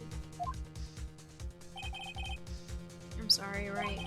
I've just wasted all of your efforts. Mr. Edgeworth, I just don't believe it, sir. I mean, you killed your dad? I didn't want to believe it myself, Detective, but it's the truth. I deserve to be punished. Murder is murder, no matter the circumstances. This is crazy. Just crazy. Huh? Nick, what are you doing? Huh? Oh, I was just reading through the court record one more time. I'm getting my case ready. Your case for what? Huh? Isn't it obvious? I'm going to prove that Miles Edgeworth is innocent. Huh? What are you talking about, pal? He just admitted to it. He confessed that he did it in court. I'm sorry, Edgeworth, but I don't believe your nightmare. What? It's just a dream. It's not real. The truth is right here in this court record. In any case, tighten your belts. The real fight is just beginning. I'll prove you're innocent. Trust me. Right.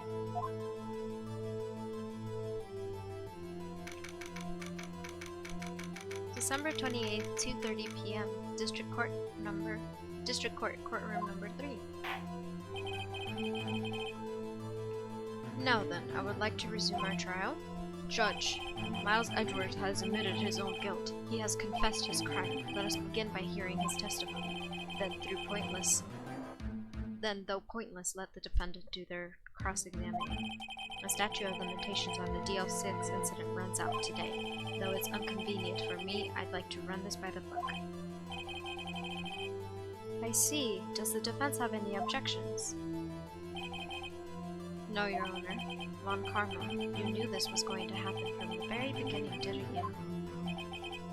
Very well. Will Miles Edgeworth take the stand?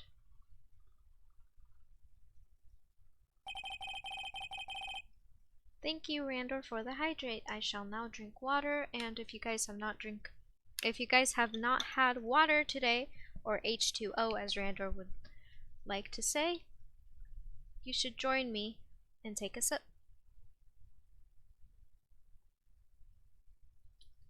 Or chug if you're dehydrated. Will the witness state his name and profession? Miles Edgeworth. I am a prosecuting attorney. Livy May Stars Smitten.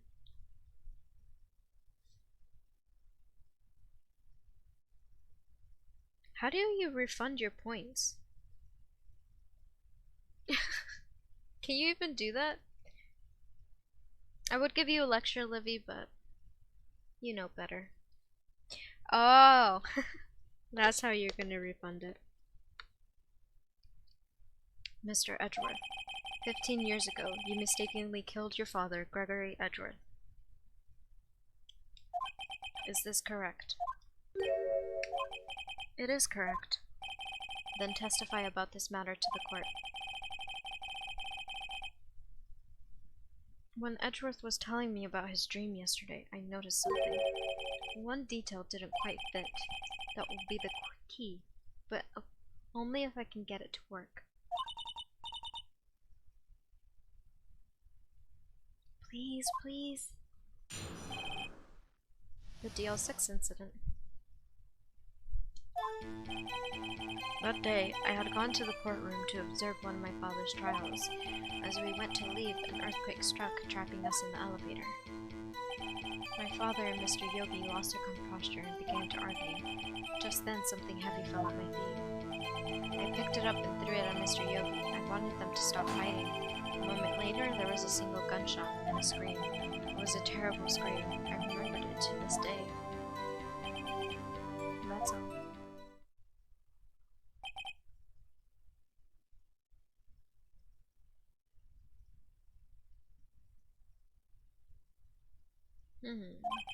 And until now, you thought this memory was a dream? We were stuck in that elevator for 5 hours.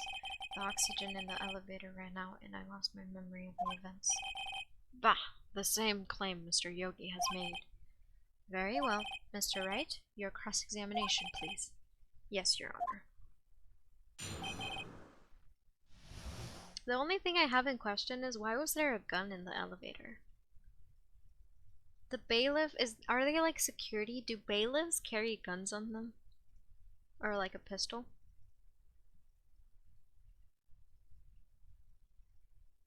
Bullet. Ooh. That day I had gone to the courtroom to observe one of my father's. Still, I'm impressed about everything.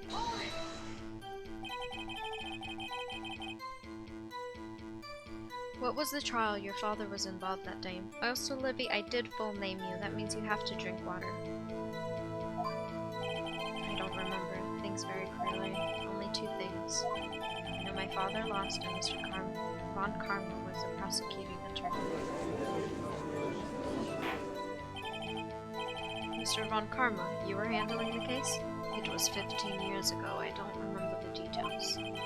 It was when Mr. Edgeworth pointed out the problem with Von Karma's evidence. As we went to leave, an earthquake struck and trapping us in the elevator. So there were 3 people, including yourself, trapped in the elevator. Yes, myself, my father, and Yanni Yogi. We were fine at first, but then as time passed, no one came to help.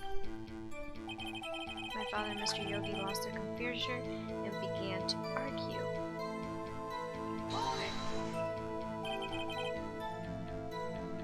What did you do then?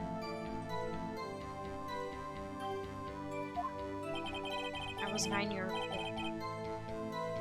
9-year-old boy at the time. What could I do? I was scared, trembling in the corner. But then, Just then something heavy fell at my feet. What was it?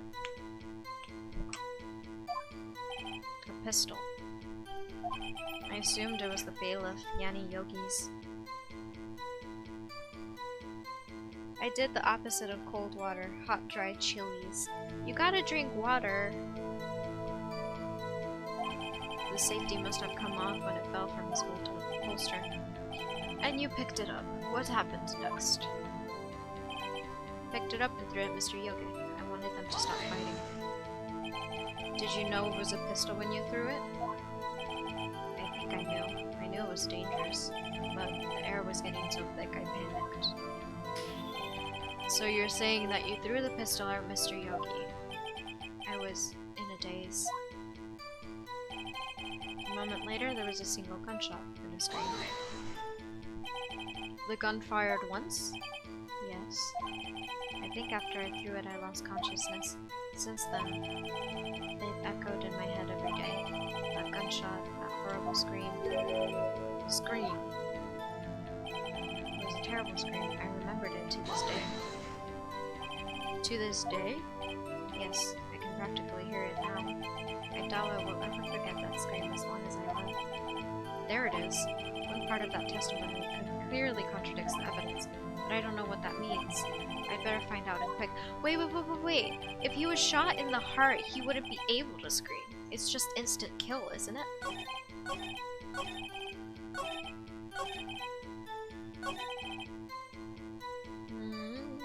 Present. The bullet.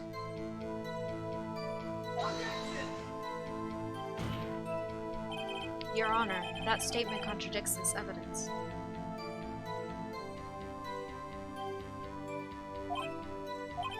It does? I don't see anything contradictory. Huh, really? Objection overruled. Try to think before you make accusations. I am trying to say, it went through his heart. He would not be able to scream.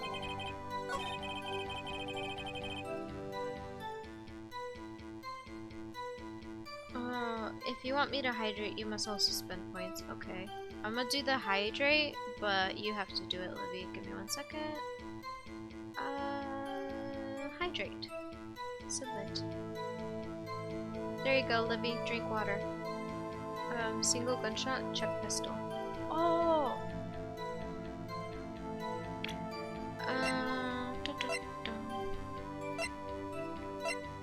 The pistol's for the other one, though. The air in the elevator was oxygen depleted.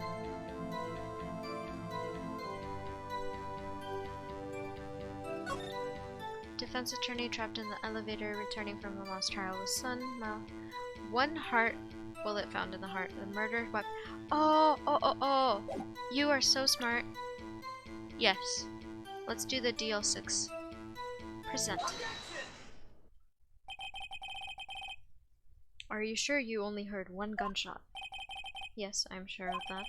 I heard the shot and the scream. Then everything faded. I was unconscious until the rescuers came. I see.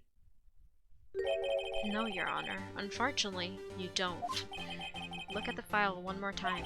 This plainly contradicts the witness's testimony.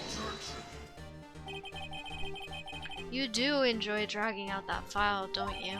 I don't accept this evidence unless you can tell us what page it's on. Which page contradicts Miss Miles Edwards? The victim data? Did I redeem a hydrate for myself? No, I redeemed it for Livy.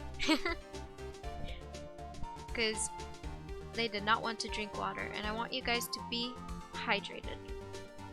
Look at the victim data in this file.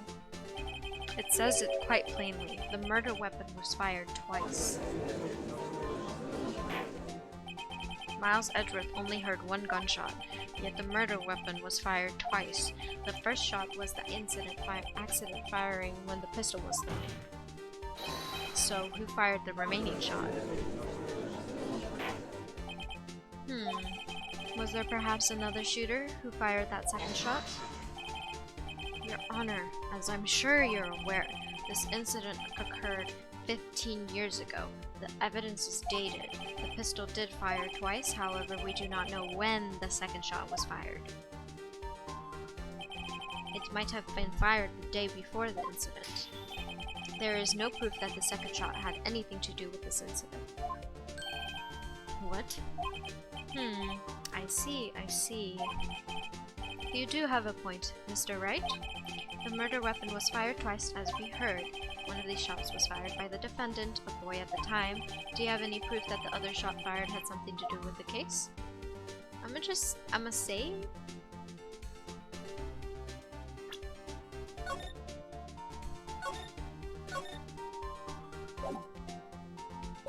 And I must say yes, even though I don't know what that evidence is. Your Honor, I think I will be able to show you proof. What? Oh, calm down, chill out. Thank you so much for the follow, I really appreciate it. Thank you for joining and becoming a light of my life. That was really cheesy. I never said that before. I promise I won't say that again. But I still really appreciate the follow, thank you. Oh, what? Impossible.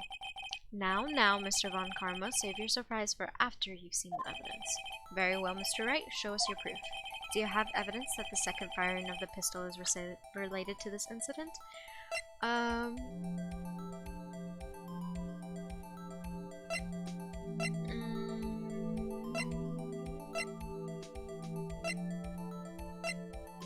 The bullet still bears clear. Taken from Gregory's heart.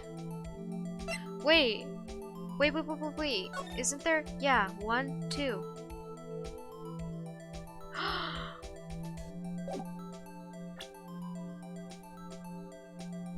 Present. Look at this photograph. This is a photograph of the scene of the crime 15 years ago. I can see that the victim lying there is Gregory Edgeworth. This proves the murder weapon was fired twice at the time of the incident. This photo proves it. So let me get this straight. This photo proves 2 shots were fired where? Your Honor, please get a clue. Show the judge the contradiction in this photo. Okay, there's a gunshot right there.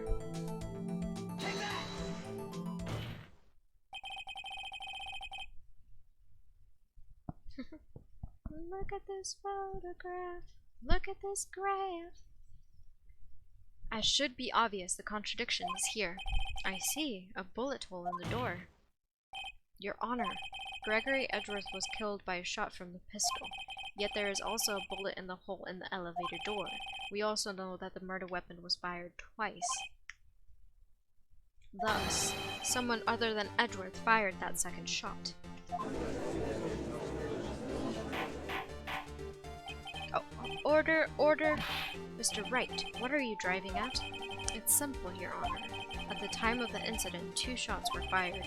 One went into Gregory Edgeworth's heart, the other hit the elevator door. Remember that the defendant lost consciousness after the shot he rang out? In conclusion, we must agree that the second shot was fired by someone else. Mr. Wright? But who else could have been? The murderer, of course. I knew I should have stepped in before your wild fantasies got out of hand. Mr. Wright, look once more at the DL6 incident case file. Look closely. Try the case summary page. The case summary, that's on page 1. Look at what is written there. Not a single clue was found on the scene. If the pistol had indeed been shattered 2 times, then the other bullet would have been discovered on the scene. He does have a point. And then that second bullet was never been found. Why? Because the second bullet does not exist. The bullet that claimed Gregory Edgeworth's life was one fired by his own son. That is the truth of this matter, the whole truth. It was undoubtedly something else that made that bullet hole in the door. That doesn't even make sense. Order, I will have order. Mr. Wright has proven one thing to us quite clearly, that the murder weapon was fired twice at the time of the incident. However, as Mr. Van Karma says, the second bullet fired was not found. It is highly unlikely that the police merely overlooked the second bullet. So, all we have is a single bullet fired. I'm afraid I have to discount the defense's claim. Tisk, tisk, tisk. I praise the judge for his wisdom in this matter. Gah, how did this happen? I don't believe that the second bullet didn't exist. Was I wrong? Have I been wrong about this whole incident? What are you doing, Nick? Why aren't you raising an objection? I'm sorry, Maya. What? It looks like I was wrong. Nick? If the second bullet wasn't there, then all my conjectures are for nothing. No. But you said you'd do it, Nick. You said you'd get Edward declared innocent. I'm sorry. It's just, when I saw the photograph, I thought that 2 shots had been fired. I was so certain of it. I thought I'd won. I thought there was another person, someone else who fired the shot. Now, I was wrong to think it could have been that simple. This case has stood unsolved for 15 years. Nick. Well, it seems that we have finally cleared up this incident. Only 1 bullet was found at the scene of the crime. That shot was fired by Miles Edgeworth. Precisely. I would like to ask one thing of Miles Edgeworth before passing my verdict. Have you been paying attention to the trial so far? Yes, Your Honor. Do you have any objections? No. No, I do not. So you killed your father, though it was not your intention? Yes, I did. Oh no. He's accepted the guilt. Very well. The statute of limitations on the murder of Gregory Edgeworth runs out today. Therefore, I must pronounce a verdict on the defendant today, right here. Right now. Indeed. Does anyone have any objections? I've been here before. It's just like my first day in court. There are so many things I know I should be saying, but my mind's gone blank. I can't find the words. Mr. Wright? I have an objection. I don't know what that objection is, but I am objecting. I should have saved. Whoops. Your Honor, I object. Tisk, tisk, tisk. Mr. Wright, on what grounds do you object? Oof. Nick? I don't know. His case is perfect. Oh no. Grr. It must exist. The second bullet. What? What did you just say? Nothing. The second bullet must exist, but where? Someone took it. Do you know who took it? Von Karma. It seems waiting is not going to produce us any answers from Mr. Wright. Wait, Your Honor. The second bullet, it existed. What? But we've just heard proof that it did not exist. I realize that, Your Honor. I'm really grasping here. It's just someone took it from the scene of the crime. That's what happened. But who? The murderer. The murderer? Then tell us, just who is this murderer? I'm still thinking about that one. Hi, Amber. You arrived a little late. A little disappointed, not gonna lie. Joking. Thank you for joining. You joined a little late. I'm just about to finish. So the criminal took the second bullet, but why? Huh? First of all, how would they have found it? It's not easy to find a stray bullet, Mr. Wright. Was there some pressing need for the murderer to search for that bullet? The murderer had to find it, the murderer didn't need it. I am going to say...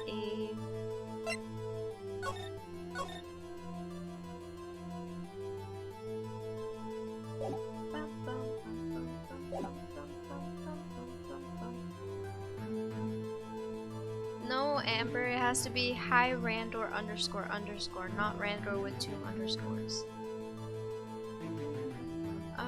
Let's do... You're making TikToks? Share them to me if you post them.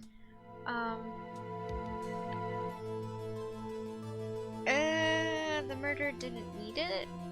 Cause he was on the case, right? No, he wasn't. The murderer had to find it. Of course there was a need. That's why they took it. Bah, what possible reason could they have had?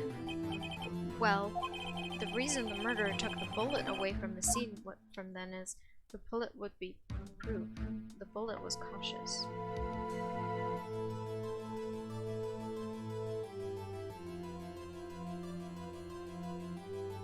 Tommy knows the answer. Oh no. I'm gonna say the bullet would be proof. Or maybe they thought that the bullet would be used as proof. Proof? It was a special bullet, so they took it with them.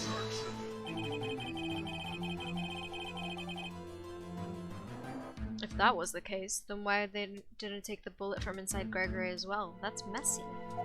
That's just messy. Huh? Why would they only take one of the two shots fired? Oh, right.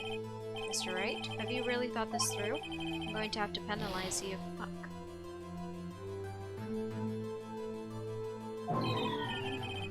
This isn't gonna go well. Was there some pressing need for the murder? Okay, the burner didn't need it. Why would the murderer have spent the time to look for a spray bullet? I haven't got a clue. What's wrong, Mr. Wright? The murderer had no reason to take that bullet. You don't want to admit it, but it is true.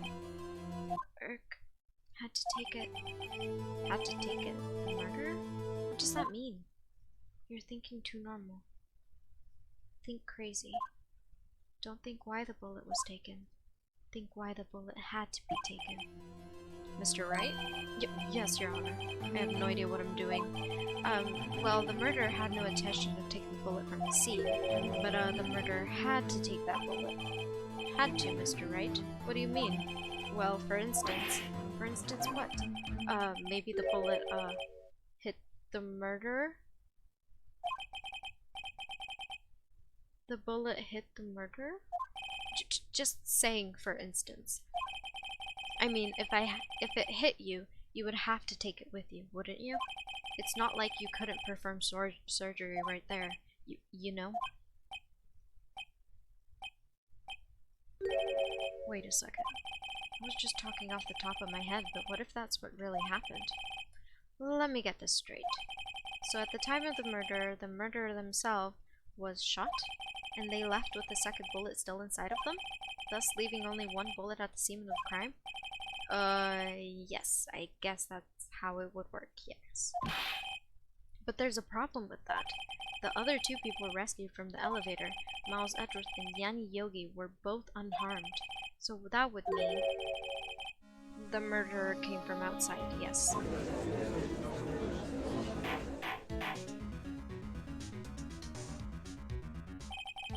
The two men fighting inside the elevator.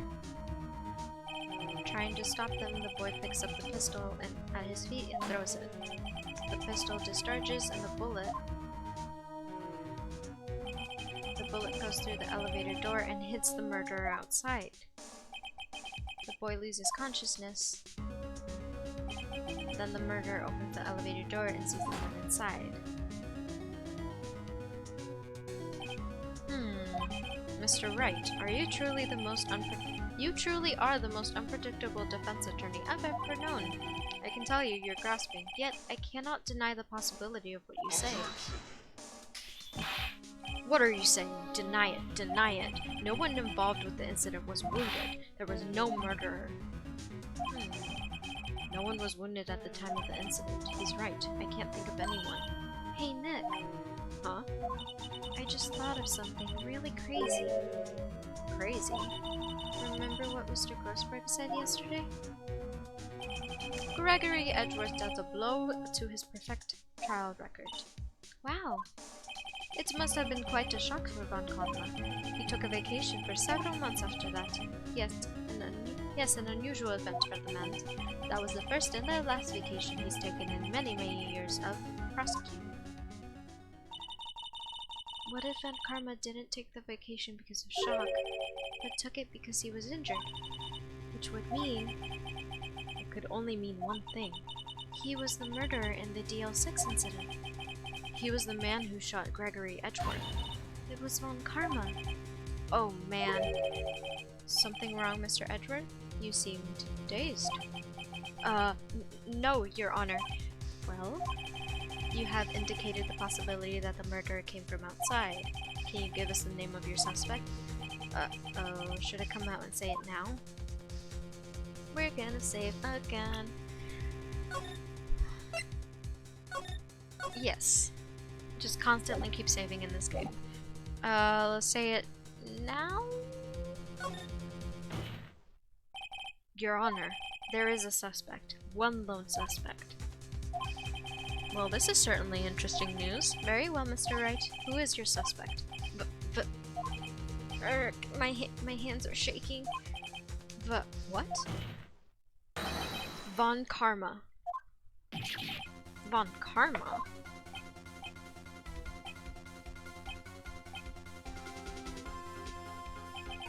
You mean the Von Karma? The prosecutor? The one standing right over there? Bah. You don't object? I see no need to. Why honor this ridiculous outburst with my objection? Because you took a vacation for several months starting the day after the incident, yet you pride yourself on a perfect record. Why would you take such a long vacation without any reason?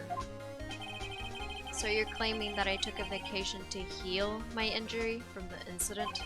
Fascinating. Prove it. I would have needed surgery, no? Where did I go under the knife at, Mr. Wright? Bring the doctor that operated on me. Have him testify.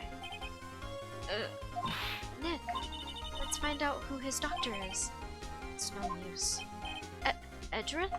I know Von Karma, perhaps too well. He's perfect. He wouldn't leave clues.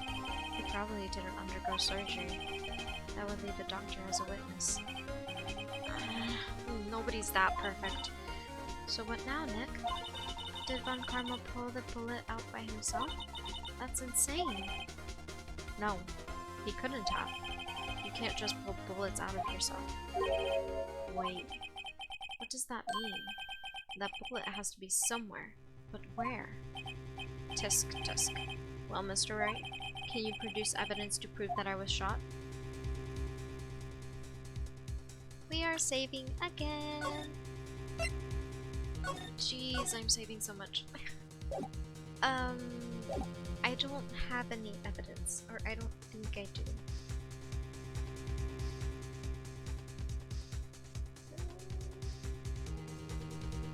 I'm a bullshit. Okay. Alright, Von Karma. I'll prove it. And I'll even use evidence. I know how you like it so much. What? The evidence that proves Von Karma was shot is...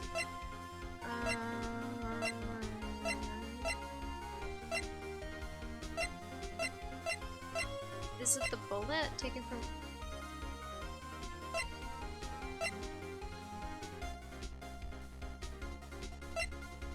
Let's check. Is there anything else? Any kind of information on this? One bullet found in the heart. The murder was weaponized. Memory loss. There's nothing.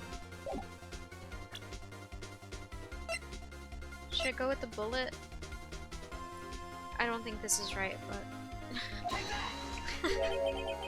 What exactly is that? Sorry. Judge, if you would. Right, penalty. Fuck.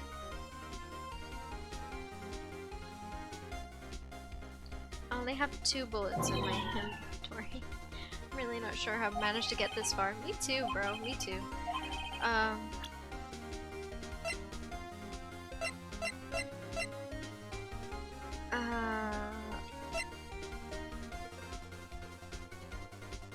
It's not the same gun.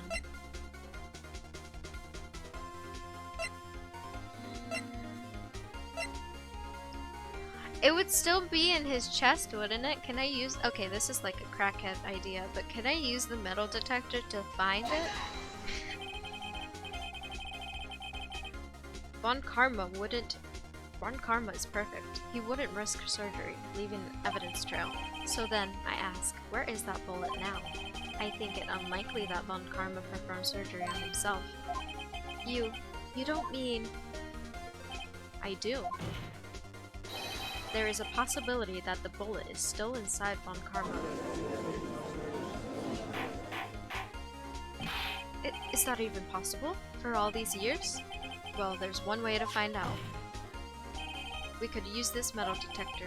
Well, Von Karma, I'm going to run this over you and see what we find.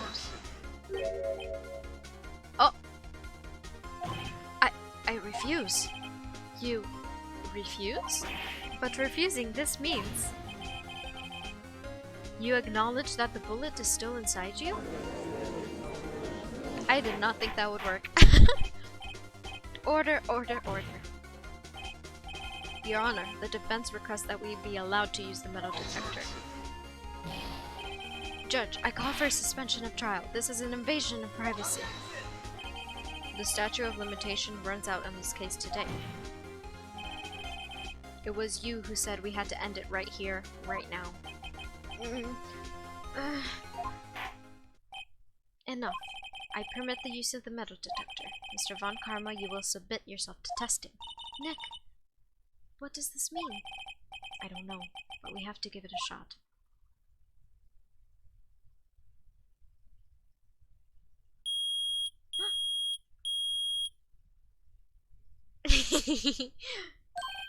It reacted. Something's inside his right shoulder. The bullet. Mr. Von Karma? You. It was you. I was afraid this would happen, and so I remained silent. Indeed, there is a bullet in my shoulder. However, it has nothing to do with this incident. What? I was shot in the shoulder long before the DL6 incident. I claim that the bullet in my shoulder has no relation to the DL6 incident. I literally fucking hate him. But, Von Karma, can you prove that? Prove? I have no obligation to prove anything. It is Mr. Wright who must prove something here, not I. Mr. Wright? Well, can you prove it? Can you prove that the bullet in Von Karma's shoulder was from DL6? Of course he can't. You don't have any of the DL6 evidence. That's because you took it all out of the record rooms yesterday. With no proof, you cannot convict me of any crime. So sorry, Mr. Wright. No, I'm the one who's sorry, Mr. Von Karma. What? You were close. One day away from freedom. But you see, I have proof. What? Who would have thought you would have dug your own grave trying to convict Edward? I can link that bullet in your shoulder to the DL6 incident. And here's my final proof. I can't even save. Fuck, I should have saved. Shoot. Is it the bullet? Do we compare bullets or something? It's the only thing I haven't used yet, so I am going to... That's... a bullet? Where did you get that? This is the bullet used in the DL6 incident.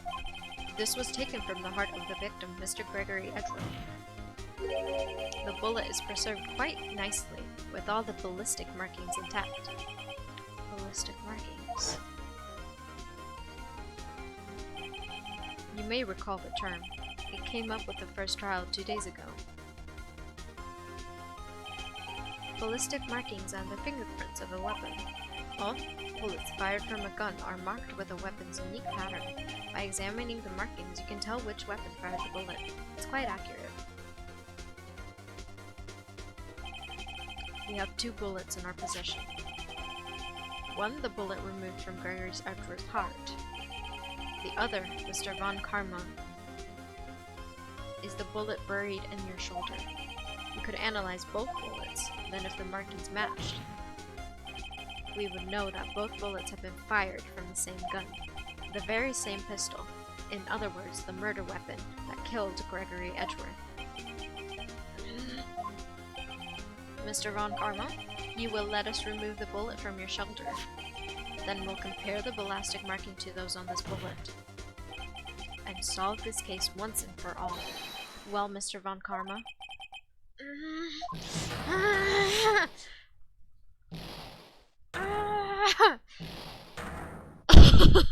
He's just so angry. That scream. I've heard that scream before. Wait, I know. Help! I can't breathe! Quiet! I said quiet! You're not making this any easier. Stop breathing my air! I'll stop you! Stop breathing my air! Get away from my father!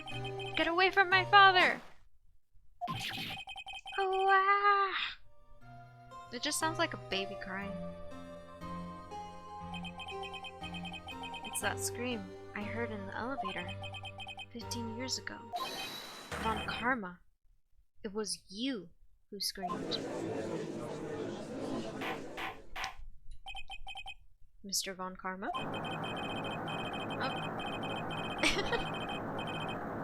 Only you would dare to defy me. So, it was you.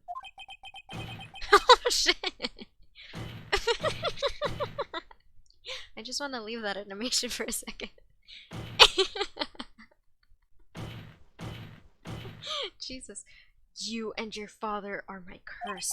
Your father shamed me with Your father shamed me with a penalty on my record, and you left a scar on my shoulder that would never fade. I'll bury you with my bare hands. Jesus. 15 years earlier. Chief Karma Prosecutor, I'm sorry. Von Karma, it's not like you to make this kind of error. I never would have thought that Edgeworth would be the one to catch you. I was careless. I'm sorry, but you will have to be penalized. I've covered for you in the past, but not this time. Edgeworth! It was a shock like none I had ever known before. Me? Penalized? It took hours for me to regain my composure. Suddenly, I found myself in the darkness. I was in the court records room.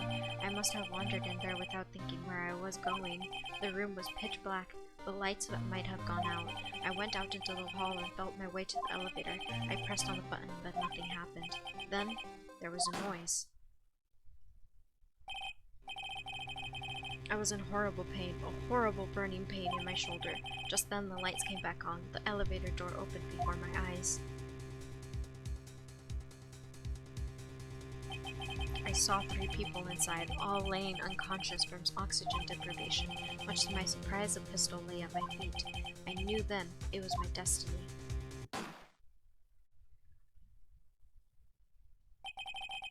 In his last moments, Gregory Edgeworth was still unconscious. He died never knowing who had shot him. Later, he spoke through a medium, blaming Mr. Yogi. He was fooled. It was the perfect crime. Tisk tisk. Who would have thought another man would have to come to open the elevator door? Judge. What? What are you doing? Do your job. Bring an end to this miserable charade. Now, end it. But very well. It appears that we have come to a very long way to the end of this maze, 15 years later. Mr. Miles Edgeworth? Yes, Your Honor. You were innocent. You are innocent.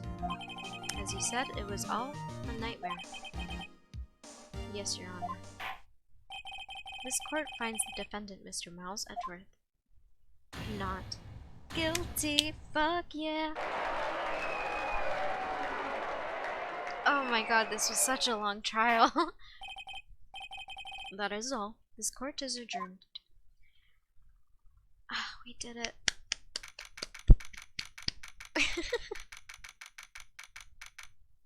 December 28th, 5:38 p.m. District Court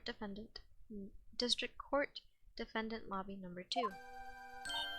Nick, we did it! Did you see his face? Von Karma looked even paler than usual. He's pretending to be all cool, but inside you crushed him, Nick. Crushed! I gotta say, I'm impressed. It was pretty close though. I was pretty sure we'd had it. I know, I was on the verge of tears the whole time myself, but now it was all just a good memory. So, it's finally over, Edward. Right. Yeah?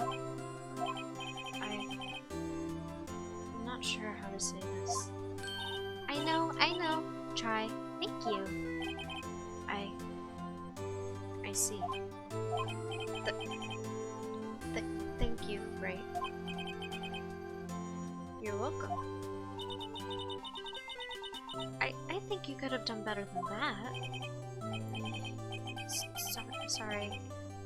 I'm not very good at this sort of thing. You got a lot to learn, Edgeworth. Just got you there. Woo! Amazing, pal. You pulled through just like I thought you would. I'll never forget this. I owe you one, pal. And tonight, let's party! Dinner's on me. Yeah, my salary went down a bit this month, but who cares?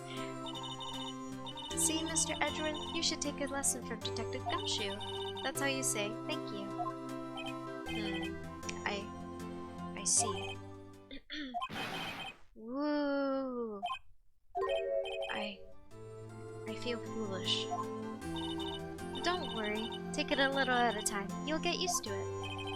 It's been 15 years since I've seen Edgeworth this unguarded. Hey, y'all! Lotta! Y'all are good. Y'all were great in there. Thank you. Yo, Edgeworth, congrats! Thank you, y'all, very much. I knew you were innocent from the start, of course. Just look at you. You wouldn't stick your hand in the cookie jar even if no one was there. You were the witness of the first day of the trial, weren't you? Yeah, well, let bygones be bygones, eh? Speaking of which, what are you doing now, Lotto? Who, me? Aw, I went back to college. I gave up trying to be an investigative photographer pretty quick. Really? That's too bad. Huh? Isn't that the hot dog guy from the park? Huh? It's over, Nick. My life is over. What? Why the sad face, Larry? What happened now? Oh, Nick, I'm not long for this world. You don't look sick. It's Cayenne's. She's going to live in Paris. Paris, Nick. She's leaving me behind. Should have seen that coming. Yo, Edgy, there you are. Yes, here I am. Congrats, Edgy. Here, a little gift from me in celebration. Celebration? That's unusual for you. Harry Butts, you came along tonight too. My treat, pal. Huh? Oh, thanks. Looking forward to it. Yo, Nick. That's the suit that questioned me. When he says treat, that's not police talk for prison food, right? Right? I think you'll be fine, Larry. Right. Yeah? What's up? That envelope that Larry gave me. It's got money in it. Well, yeah, that's not that strange. People give money away to celebrate sometimes. It's $38, right? Huh? What a weird amount. I mean, it's not a little, but it's not a lot either. $38 exactly? Nick! Wasn't that exactly the amount of lunch money that was stolen from Mr. Edgeworth in school? 38? No. No! Larry, it was you? What are you so surprised about, Wright? Huh? Larry was absent that day from school, right? But that doesn't automatically rule him out as a suspect. What? Think back to that day 15 years ago. Larry took the day off, but he was bored, so he came to school anyways. Then he saw the money laying there, and the rest is history. I never was good at history. Edgeworth, you didn't know, did you? I suspected. I just couldn't picture Larry protecting you like he did that day. Everyone else was saying you did it. The whole class was against you, remember? Yeah, too well. Right. You may not know this, but we used to have a saying back in school. When something smells, it's usually the butts. I know. Really, right? I'm surprised you didn't figure it out. Well, this sure is an unexpected turn of events, eh? Edgeworth. You should have told me. Now, Nick. It was 15 years ago. Don't think the statute of limitation has run out, Mr. Edgeworth. I'd say so, yes. There you have it. Where does that leave me? I became a defense attorney because of what you two did. Well, you always have been something of an inseparable emotionalist. Yeah, and you got worked up too easily too. Death. The death sentence for both of you. Man, if I had known, I'd become a prosecutor. The same goes for me, only the other way around.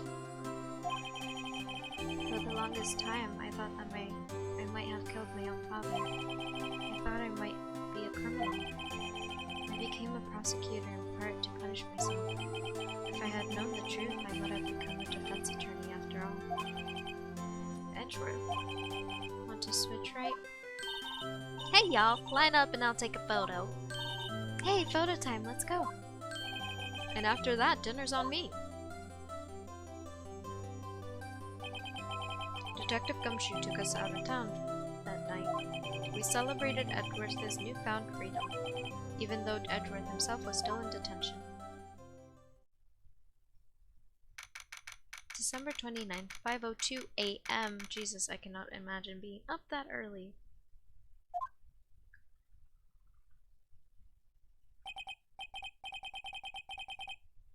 Whoa, I went a little overboard yesterday. My head hurts. Huh? It's still only 5. Maybe I should go back to sleep. What's this? A letter? Good morning, Nick. You were really impressive yesterday. Seeing you, it made me think about what I am doing here. I'm a spirit medium, in training, of course. I wanted to help Mr. Edgeworth too.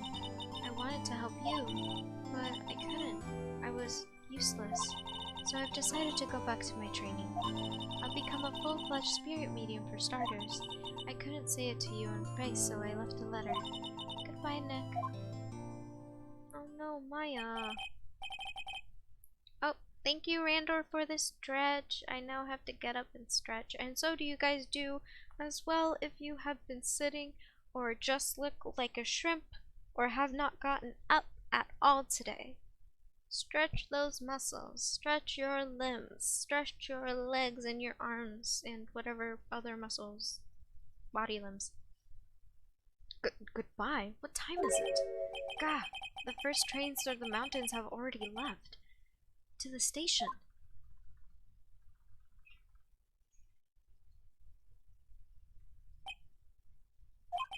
I guess I'm too late.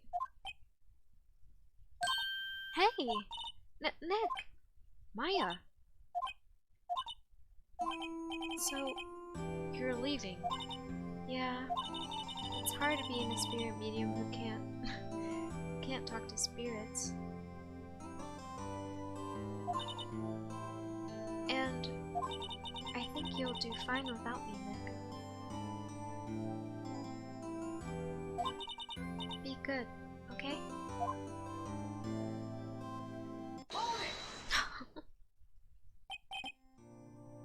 Wait. What? I never could have saved Edgeworth without your help. Huh? On the last day of the trial, I heard her. I heard Mia's voice. You heard my sister? Yes, only her voice, but still. It was at the very end when I thought we'd lost everything. Well, that's my sister for you. Detective Gumshoe helped, and Mr. Grossberg, and even Larry. I'm the only one who couldn't help. I was useless, Nick. But you were the one who stopped Clone Karma, Maya. Huh? I didn't do anything. All I did was wander around in a daze. Sorry, but I have evidence that you helped. Evidence? Show Maya some evidence to cheer her up. She's the one who got the thingy. A bullet? Von Karma was convinced he had taken all of the evidence pertaining to DL6, but you were the one who rescued the last piece of evidence we needed. This was one bullet that put an end to Von Karma, and you were the one who gave it to me. Nick. Thanks, Maya. I couldn't have done it without you. I'll be back soon. Huh? I'm going to complete my training and come back. Okay. I'll be waiting. Of course you will. You can't run that office by yourself. You're hopeless. I don't know about that. So, this is it. See you soon, Maya.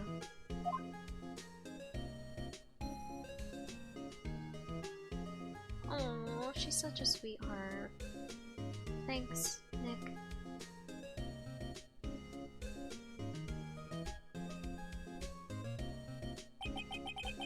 And so my story ends. Time to turn a new page and say goodbye to the novice defense attorney that I once was.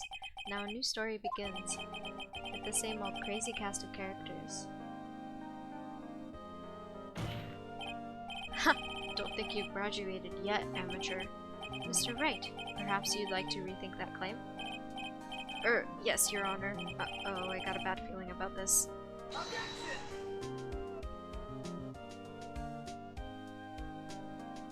Oh, I actually finished it. Oh no. Hey pal, Mr. Edgeworth came down to the precinct to wish me a happy new year. Talk about a pleasant surprise. Ooh, Detective Gumshoe. Then he hung his head low and went right back outside. Aw, he's a sweetheart. Kind of like he was embarrassed or something. Strange, huh?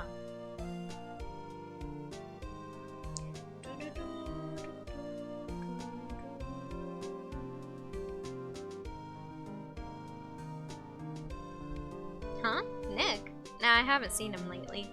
Who, me? I've been working at a cheese shop. That Missy's a nice lady, but not exactly what you call a cheap date. Oh, she's in Hawaii right now, yeah.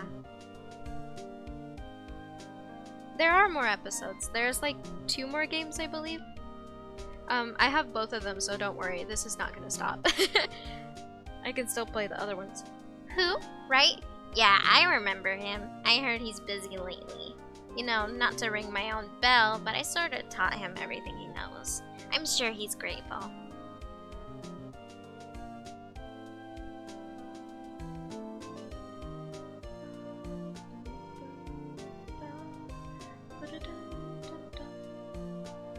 Phoenix, right? Ah, the defense attorney for whom I wrote that affidavit for. And you should know I've taken over management of the Gate Hotel. Should be blah blah. Should you be in the area, please stop by. I cannot speak.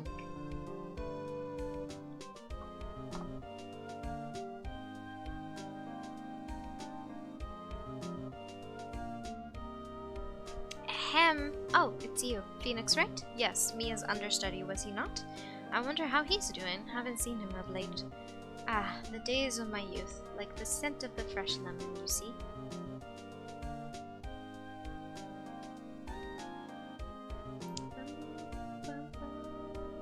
I'm trying to find someone to raid. Redeemed posture check, redeem hydrate. Thank you, Livy, for that. I appreciate it. Well, I'm not buying it. You can't buy a star with a name like Phoenix. You know what they're... Oh my god, you talk so freaking fast. I don't know how to read that.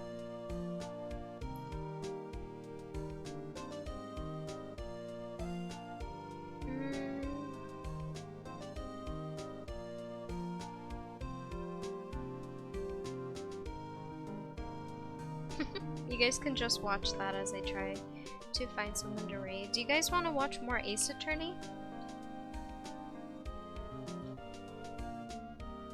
I was gonna raid Hostage, but he recently stopped streaming.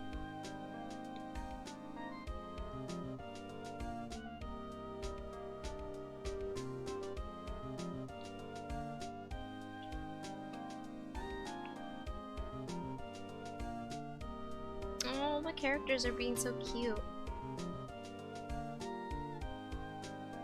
He went way longer than usual. Yeah, I thought I would be able to raid him, but he finished. He tried to be wee happy, but couldn't do it. Aw, wanna see something weird? Depends on what you mean by weird. But, you know, I snuck into the studio the other day. And I saw her, the one inside the pink princess suit. Ugh, what a dog. I was kinda shocked for a boy at my tender age. Bum, bum, bum, bum. Da-na-na-da.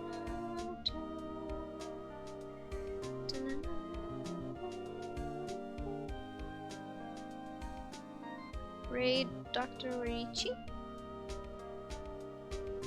I don't even know who that is, but I'll look him up. Dr.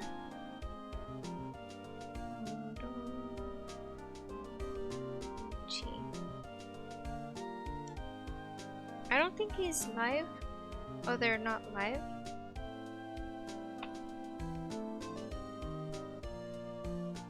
Oh, wait.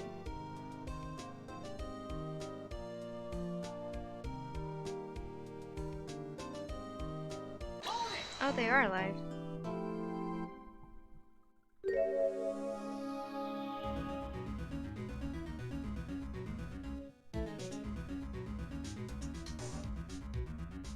Okay, I'm gonna rate them then. A brand new episode has been added. See, there's still more episodes. We're good. Okay.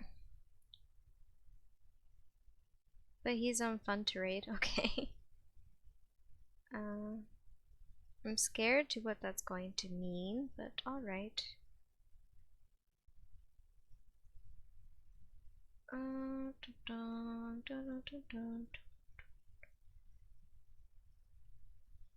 If I seem if I seem unprofessional, that's because I am.